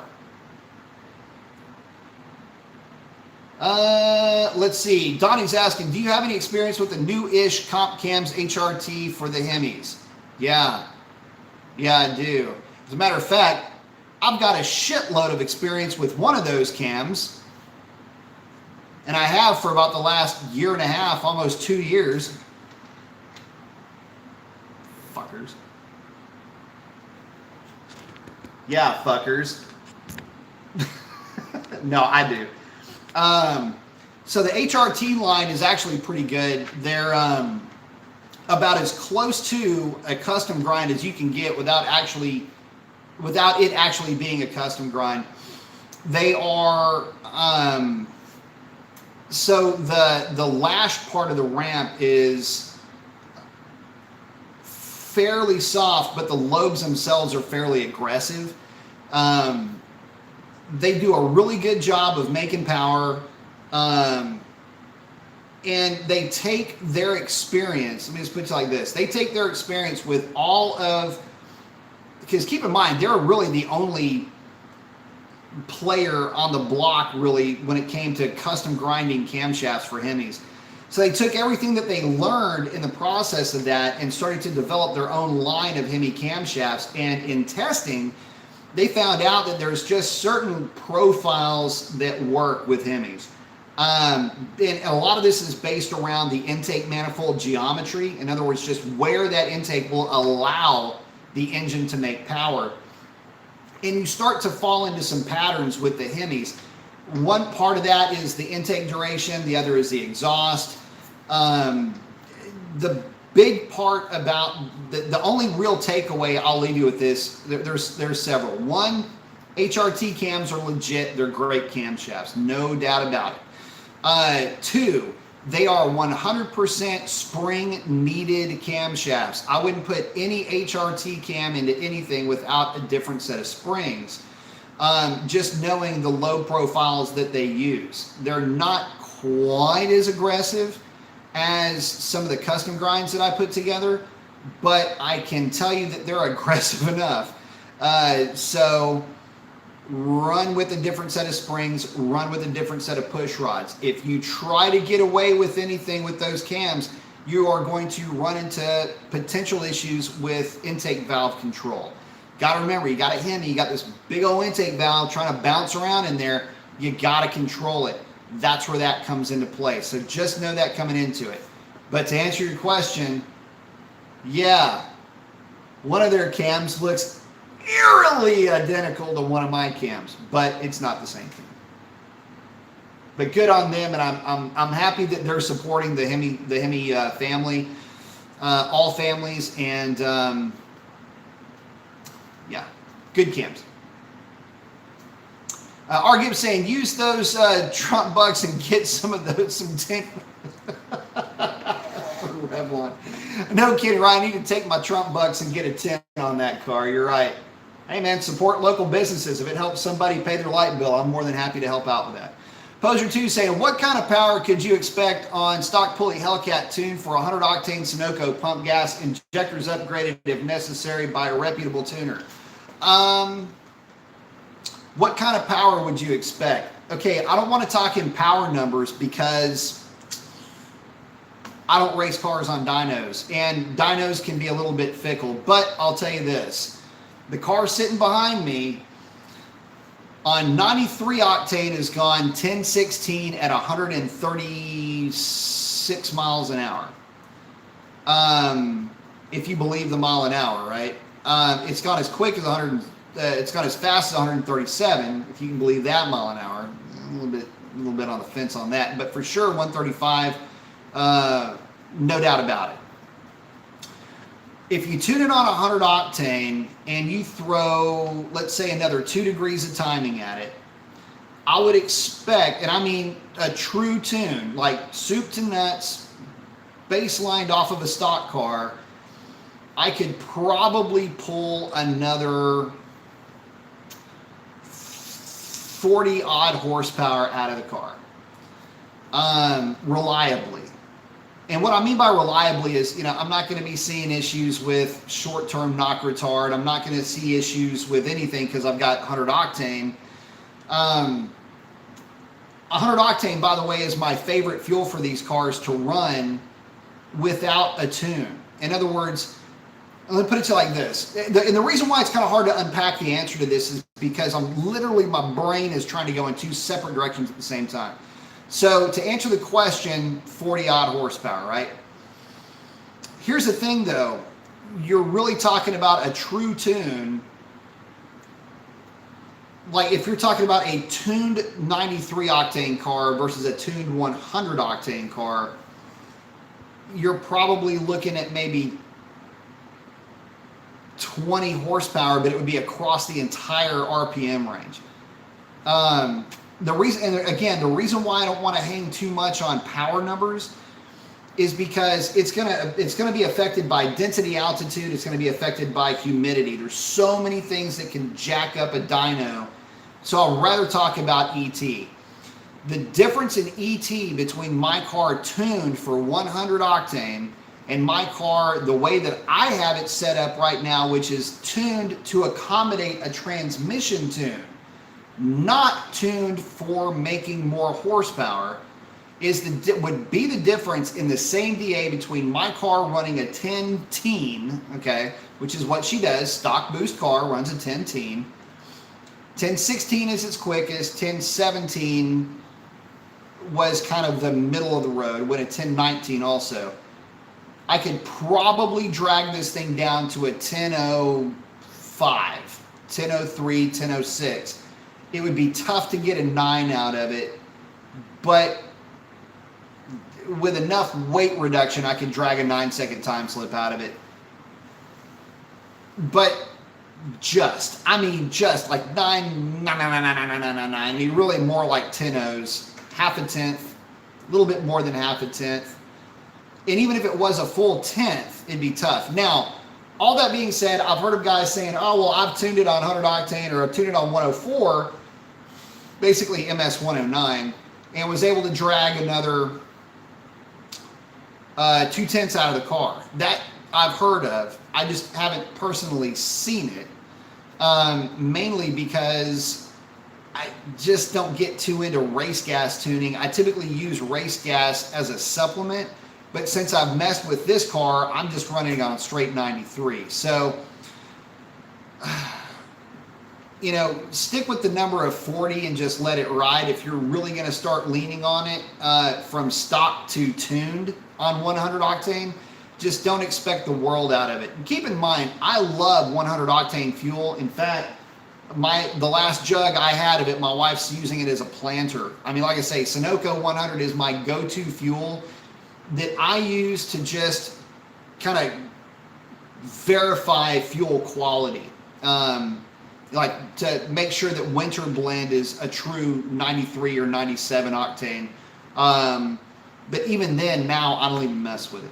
Anyway, hopefully that helps. Kind of a weird answer, I know, but like I say, I'm trying to go literally in 2 different directions with that, and it's tough. But I guess the other side to that, by the way, is the fact that these cars, the Hellcats, are lean from the factory. It's kind of weird. And short-term knock retard, it's funny, they ride the knock sensors like a rented mule.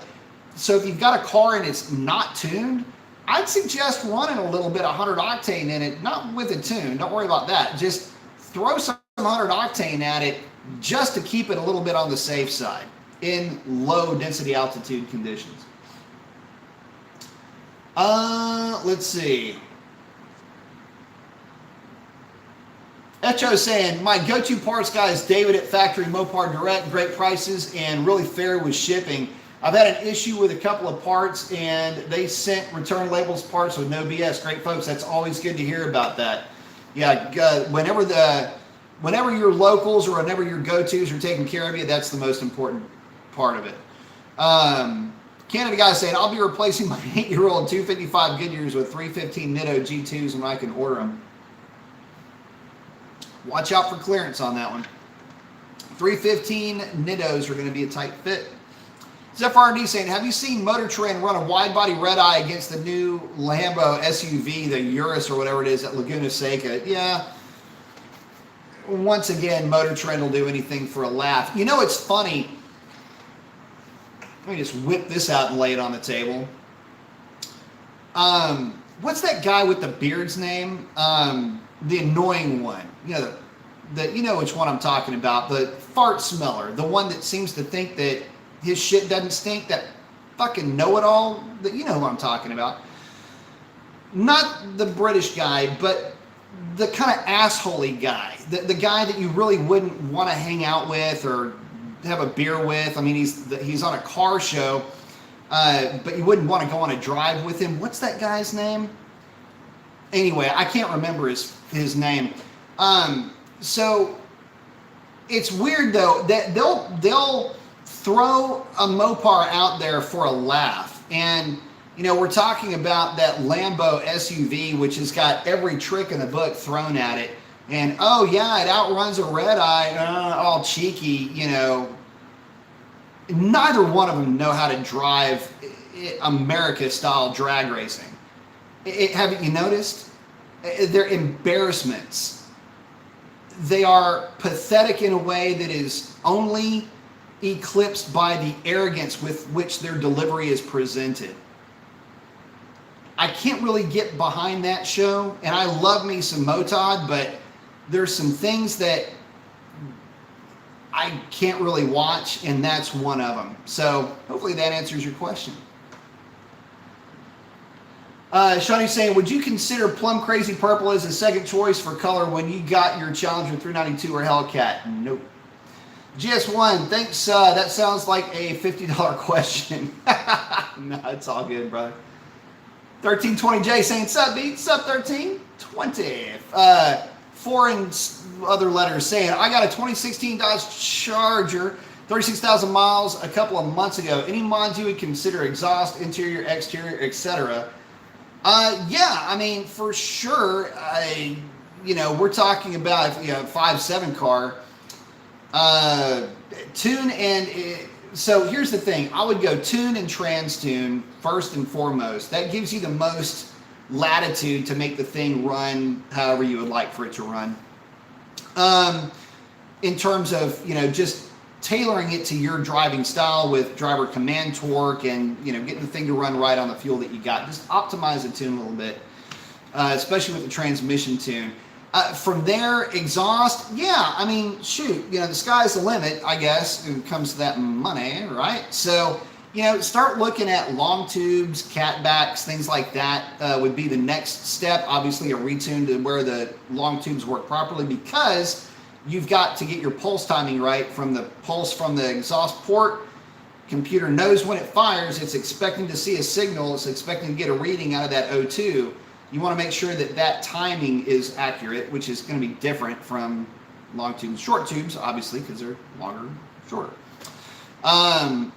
But that would be the first thing that I would do. And then from there, start considering what you're going to primarily use the vehicle for. You're going to go on trips, daily, stuff like that. I would probably leave it at that. You know, maybe cold air for a little bit of noise, but I wouldn't expect too much more out of it than that. and just get out there and have fun with it.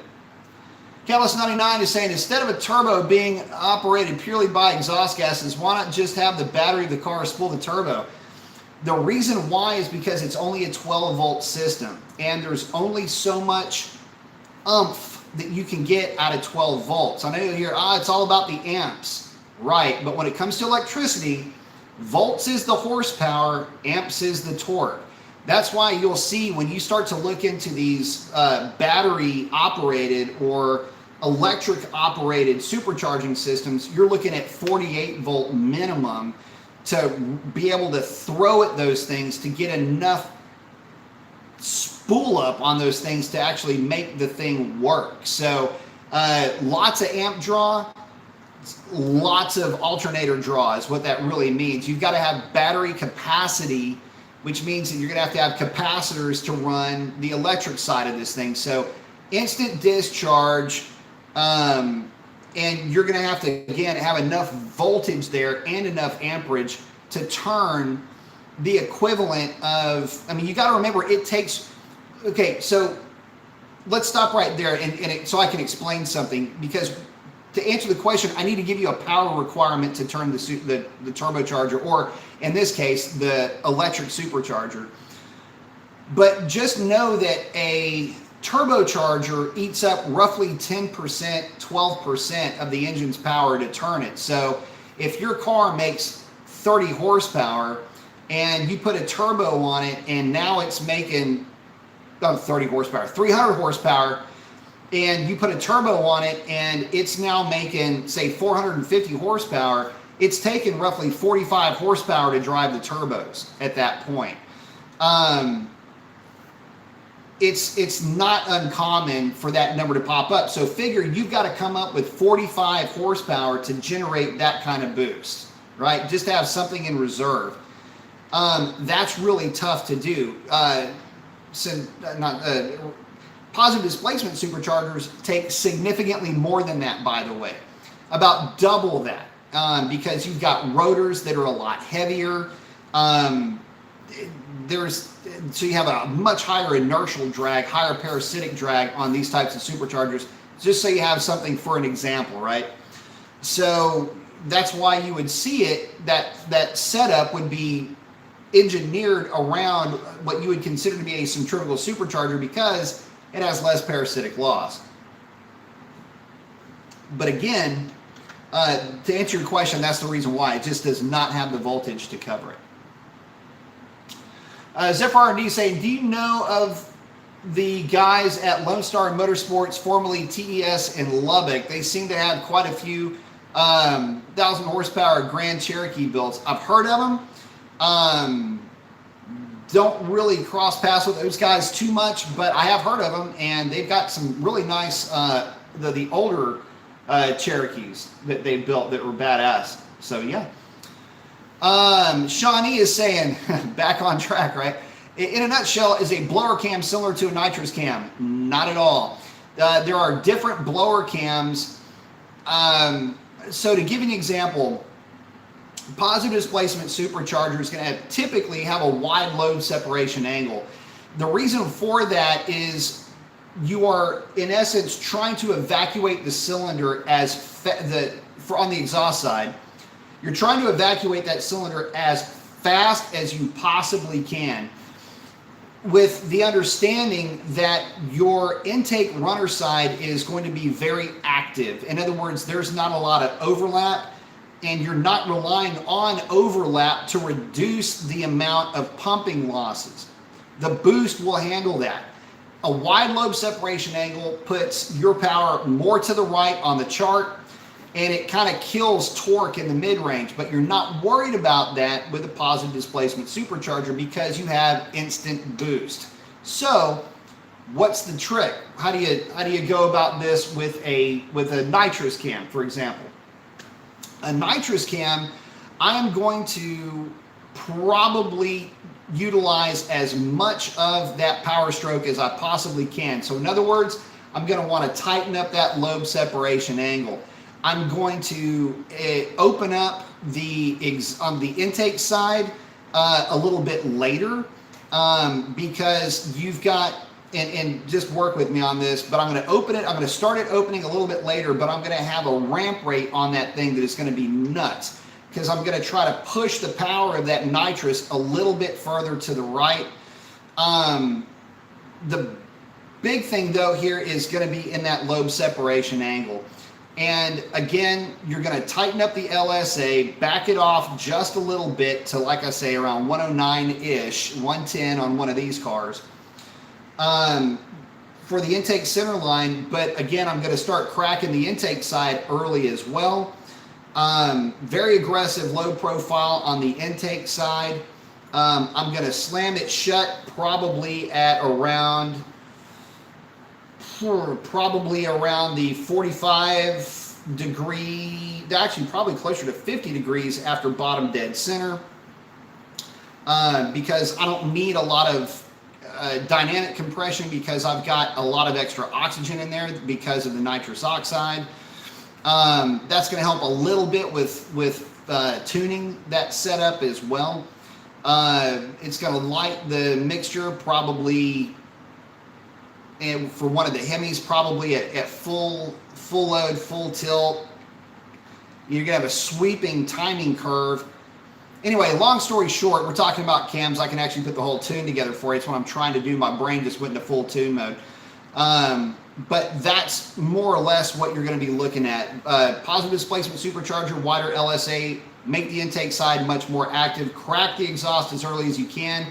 Use that power to evacuate the cylinder. Use the blower as your cylinder fill. Don't worry about scavenging, because you've got positive displacement air. You've got boost coming in, cramming air into that cylinder. You don't need the exhaust side to help you fill the cylinder. So that's what you do with the positive displacement supercharger.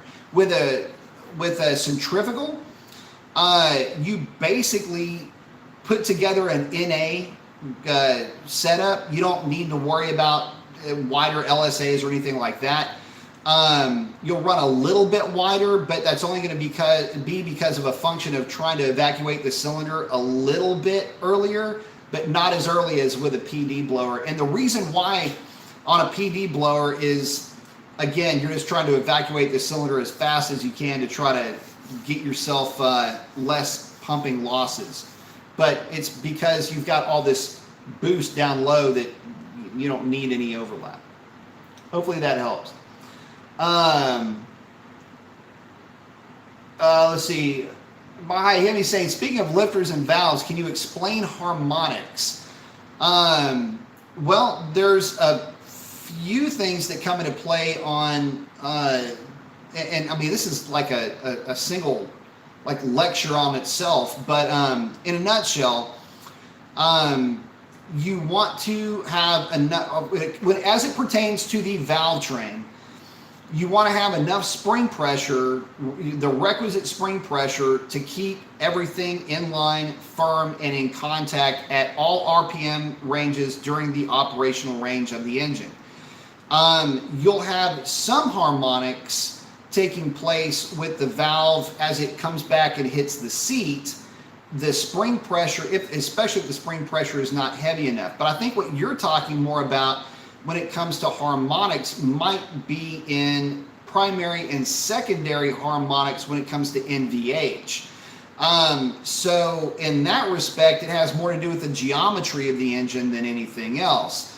For example, 4 cylinders are extremely smooth until you start getting more into higher RPM applications. That's when your secondary harmonics come into play, and they become very pronounced. It's a very heavy drone with large displacement, 4 cylinders at higher RPM. Smaller RPM, you're not large enough, and no matter what the RPM is, you're not really ever going to see any secondary harmonics. So that's why you see motorcycle engines spinning to 16, 18,000 RPM, 15,000 RPM. They don't have a problem with that because they don't run into an issue with secondary harmonics, whereas twins do. So it's just a function of the displacement of each cylinder being larger. Hopefully that's answering your question, because harmonics is a completely different weird thing. It's one of the reasons why speaking of harmonics being a problem, it's one of the reasons why engines like the Voodoo have that's a huge portion of the problem with flat plane crank V8s, is that it is in essence 2 4-cylinders joined together at the crankshaft. The problem is it's 2 large displacement 4-cylinders, considering the RPM, of course, joined together at the crankshaft. So we start getting into secondary harmonics that can cause problems, especially when you try to add in superchargers and things like that to the mix. There's a lot of weird stuff when it comes to harmonics, and a lot of that was found in a lot of those issues, especially with failures due to metallurgy, were with early engine designs. Engine designs from, say, the late 1800s, early 1900s, those huge Hall-Scott Hemi inline 4 and 6-cylinder engines. If you're not familiar with those, check those out. But, you know, when you're developing, you know, 70 horsepower at 140 RPM, you know, goofy stuff like that. Or I'm sorry, 1140 RPM. JT3 saying, have my 2012 Dodge Challenger now for 4 years, just decided to do mods. What's the best header I should do to it, long tube or short tube? So for your car, it's going to be a long tube. Go with a set of Cook's headers. Fit is unbelievable. Finish is unbelievable. Look, it's going to be a pain in the ass to install these things anyway. Might as well go with a good set. Tie that together with a good cat back and a set of high flow metal substrate catalytic converters, and you'll be aces. Oh, hang on a second. Hang on. Kevin Collins, thank you very much for the contribution to the cause. He's asking, any real gains doing a 5.7 93 octane tune? Yeah, actually there are. The 5.7s ride the freaking knock sensors harder than any of them. But yeah, absolutely there are some gains. But obviously you're going to be pairing those gains with a transmission tune. So just know that coming into it. But yeah, no doubt about it. If you are thinking about tuning your, doing any tuning to a 5.7, you got to remember that it's starting off life as an 87 octane base. So even though they'll say, you know, recommended 89, you know, it's still going to be run on 87 octane a lot. And the tune reflects that. So, you know, real number, you know, 20 odd horsepower to the rear wheels, and, you know, on a dyno jet, and I mean, that's noticeable, and that's across the board. It's, you know, 12, 15 pound-feet of torque across the board. Yeah, you're going to notice that. You're certainly going to feel that. So I would say go for it in that respect. But thank you very much for the contribution to the cause. Let's see. Donald is saying, I have, oh, and by the way, going back to JT3, go with the 1 3/4 inch on your car. Just in case you decide to go a little bit crazier with it later, you'll thank me. Not to mention the primaries on these LX platforms have a tendency to be kind of long.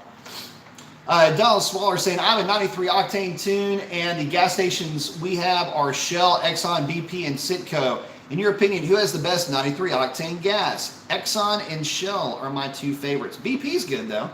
I just don't have any local BPs around here, at least not that I'm aware of. But Shell and Exxon are the ones that I like, and she gobbles up a bunch of Bucky's 93 octane, but primarily I use Shell just because it's right down the street, and I'm sorry, Exxon, and I used to use Shell for tuning, so either one of those is going to be good. MT42 pillbox, 6.1 manifolds, they're very good. Very inexpensive if you can get your hands on a set. I would say that for sure though, get the slag out of the flanges before you mount them.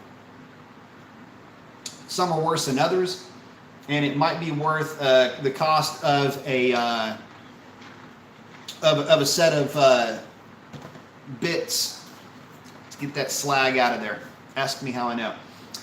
Shawnee's asking, could you find another 200 pounds to pull out of your car to run a 999 without tearing it apart too badly?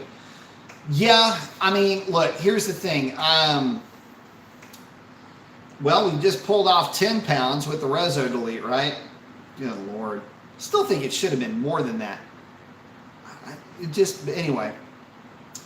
Front and rear bumper supports would net you about 40, 45 pounds, give or take. Passenger seat, there's another 60 odd pounds. So that puts you at about 100 pounds. You know, if I wanted to get nasty with it, I could probably, you know, you could look at lighter weight brakes. That'll save you another 40 odd pounds, give or take. Starting to dredge it up here a little bit. A lighter set of wheels than the Dark Stars, which are already kind of heavy for what they are. That could save you maybe another 20-ish pounds. So what does that put us at so far? Like $165? I mean, they're maybe not 200, but I can certainly get it down quite a bit. You know, if my fat ass would lose a little bit of weight, then there's probably that to consider, you know, the old salad mod. But, you know, honestly, at what point does it stop becoming the car? And I mean, I can really go off on this diatribe because, I mean, y'all know me, sometimes I kind of fan off like one of those crazy fireworks. But look, here's the thing. One thing that I've noticed is the eye roll-ishness of what had taken place at Legion of Demons. The bullshit that was being spread around was thick and aromatic, to say the least. And to be straight with you guys, at some point, when does the car stop being the car that you bought? Part of my argument in the whole shit talk that I was rolling with at Legion of Demons, which had a lot of people rolling on the floor laughing and it had a lot of people steaming, but the whole issue was, look, if I walk up to your car and the inside of your car is the same color as the outside of your car because nothing's left of the inside of your car but the painted shell that matches the outside of your car, it ain't your car anymore. When I started asking that kid that was dragging shit out of his old man's car and taking it to the trailer, when I asked him if you having a swap meet, you putting that stuff on eBay, man, give you $20. It ain't the same car. And so for me, you know, if it's sure I can start pulling weight out of it, but I just don't want to do the yanking weight out of it just to cover a number that sure, bench racing, absolutely, it'll run a 9. And that's all there is to it. That doesn't matter until I'm, you know, look, I just ran a 9, you know. Doesn't matter until then, I get that. But yeah, if I yank weight, and there are areas to pull weight, there's areas where I can buy, you know, the parts to pull weight out of it. But then again, see, okay, so then that begs the question also, how aggressive should I get? Should I go Willwoods with it? The rotor and all that, the stuff you can like play Frisbee with, you know, we can play catch. Is that worth it? Or do I go with a set of Demon rotors and Demon calipers, like true Demon rotor and Demon calipers, basically Scat Pack stuff? Yeah, I'll save some weight there. Or the company Demon that makes the rotors, which are actually really good rotors. They're a little bit lighter than stock. Does that count? I mean, at some level and at some point, we've just got to agree that it's not a street car anymore. And the thing is, with this girl, she's a street car, man. She's street through and through. She's not a trailer princess. You know, she's out there putting in work. So, you know, for me, sure, it's there to do if I needed it, but I don't see myself going through the hassle and doing it. Not when my priorities have kind of evolved a little bit with this car. To keep it more where it's at now and just show what a good old-fashioned Mopar hot rod can do. Let's see. Again, thank you, Kevin. I appreciate it, brother. And Sean saying passenger seat, sway bar, front end, rear bumper supports. What else? You know, like we were just talking about, you know, there's so much more we can talk about, but you know, it's just really bench racing. But to answer the question, yeah. Oh, the biggest mod that it would take though is the Mother Nature mod, and so there's that. TU saying, damn, now I want to see Revlon with a full engine tune to actually go up in power to go along with your trans tune and some more weight reduction. I'm guessing she'll clip off a 994 at 139.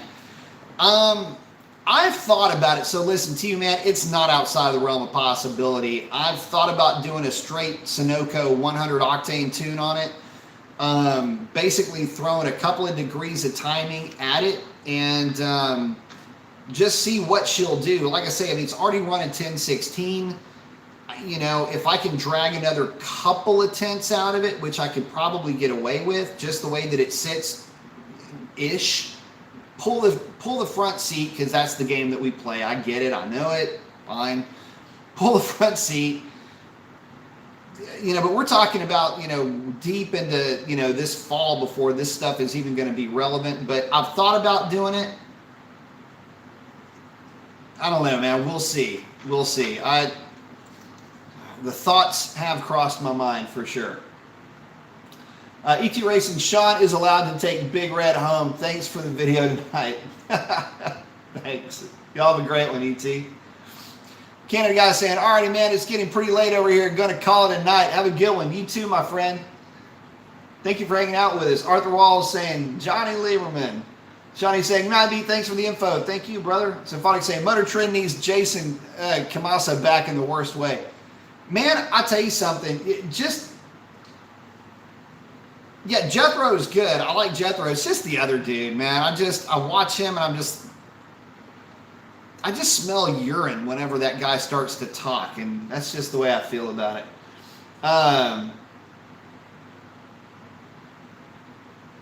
Slash is saying Nebraska loves B. Mason. Man, B. Mason loves him some Nebraska. It's some good pheasant hunting up there, brother. It's been a few years, but I remember it clearly. But thank you very much. I appreciate it. Just one. Already, thank you for that one. Is that the second one you've done? Man, thank you very much. Saying, what do you think about nitrous on a 19392? If so, the amount in delivery, fogger, intake tube, etc.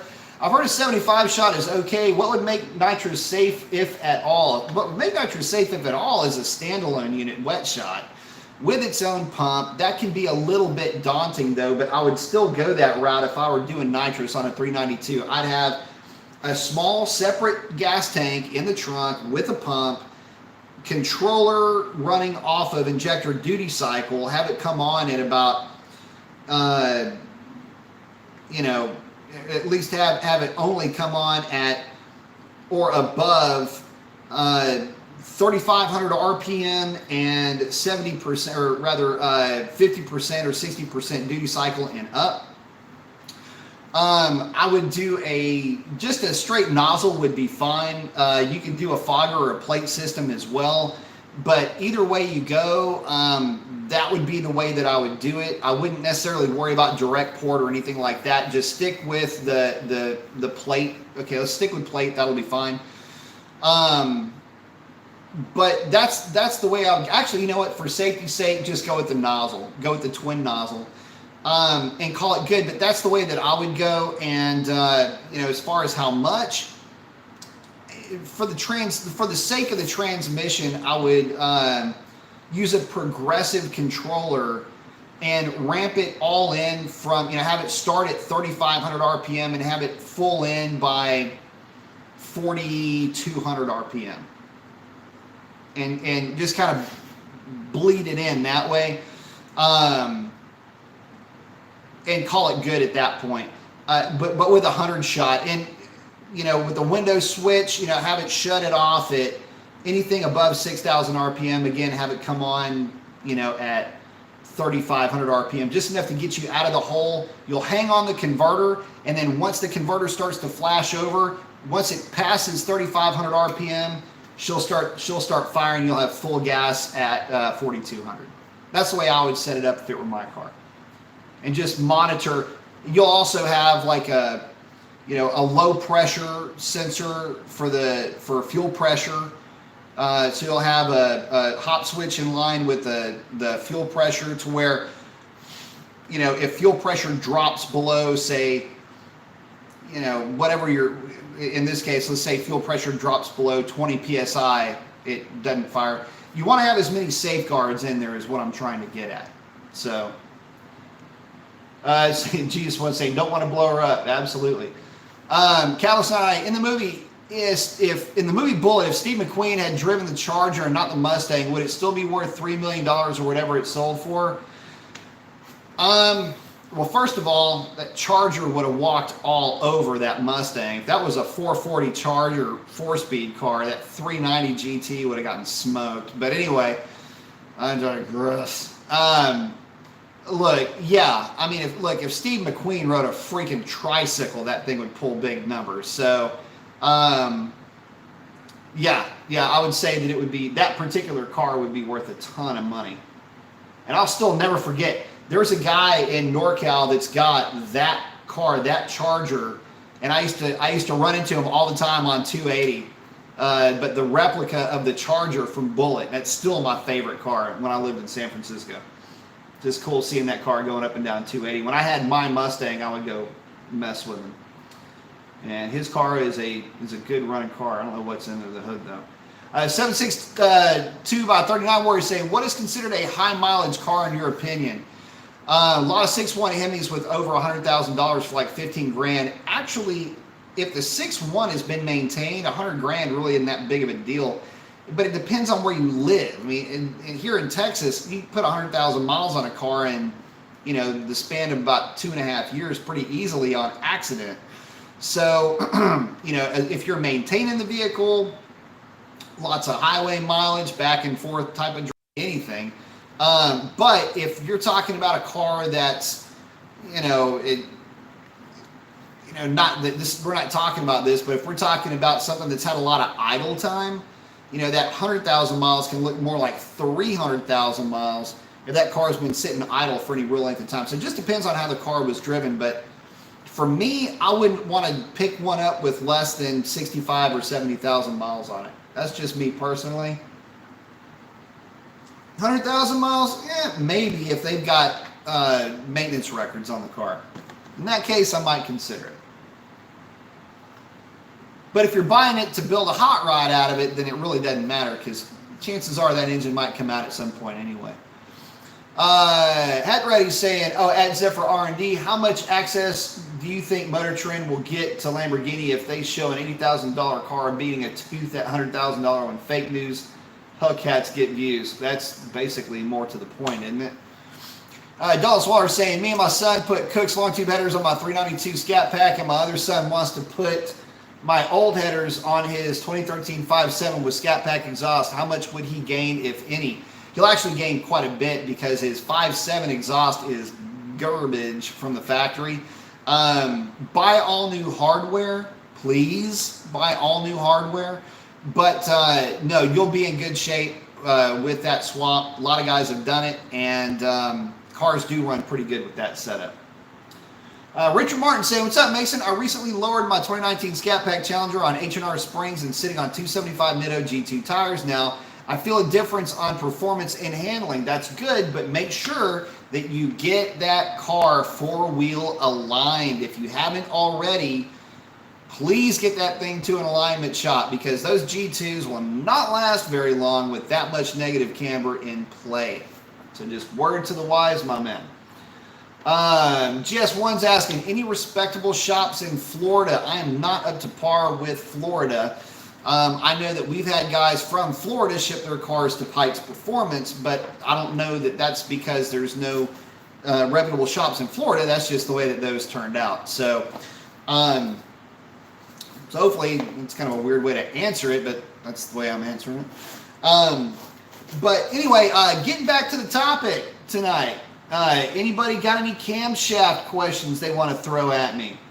GS1 saying, if not, I'm willing to travel. Man, give the guys over at Pikes a shout. Depends on what you want to do that car. Give the guys at Pikes a shout or Dr. Differential.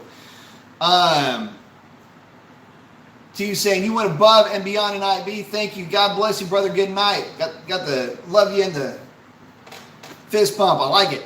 God bless you to you too, my friend. Thank you very much for hanging out with me and us. Richard saying, I already got the alignment done. Just waiting on the Cook's long tubes now. The only reason why I hassle guys about that alignment is because I've seen firsthand how out of whack that alignment can get. So, but thank you, TU. I appreciate you, man. So a lot of, and getting back to kind of the topic, we're coming up on a little bit over 2 hours, actually almost 2 hours and 15 minutes. Basically, when it comes to camshafts, I'm going to wrap this up tonight, guys, because we are starting to get a little bit long.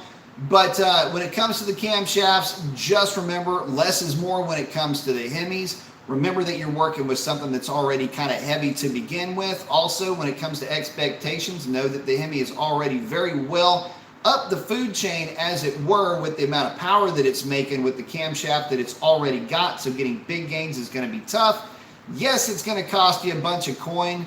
And that's just the Hemi tax in play.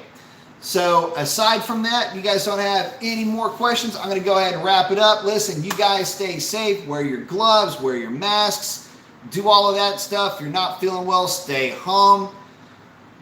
Take care of yourselves. Stay healthy. We want to see you on the next one and the next one and the next one to come. God bless. That's a wrap. Adios.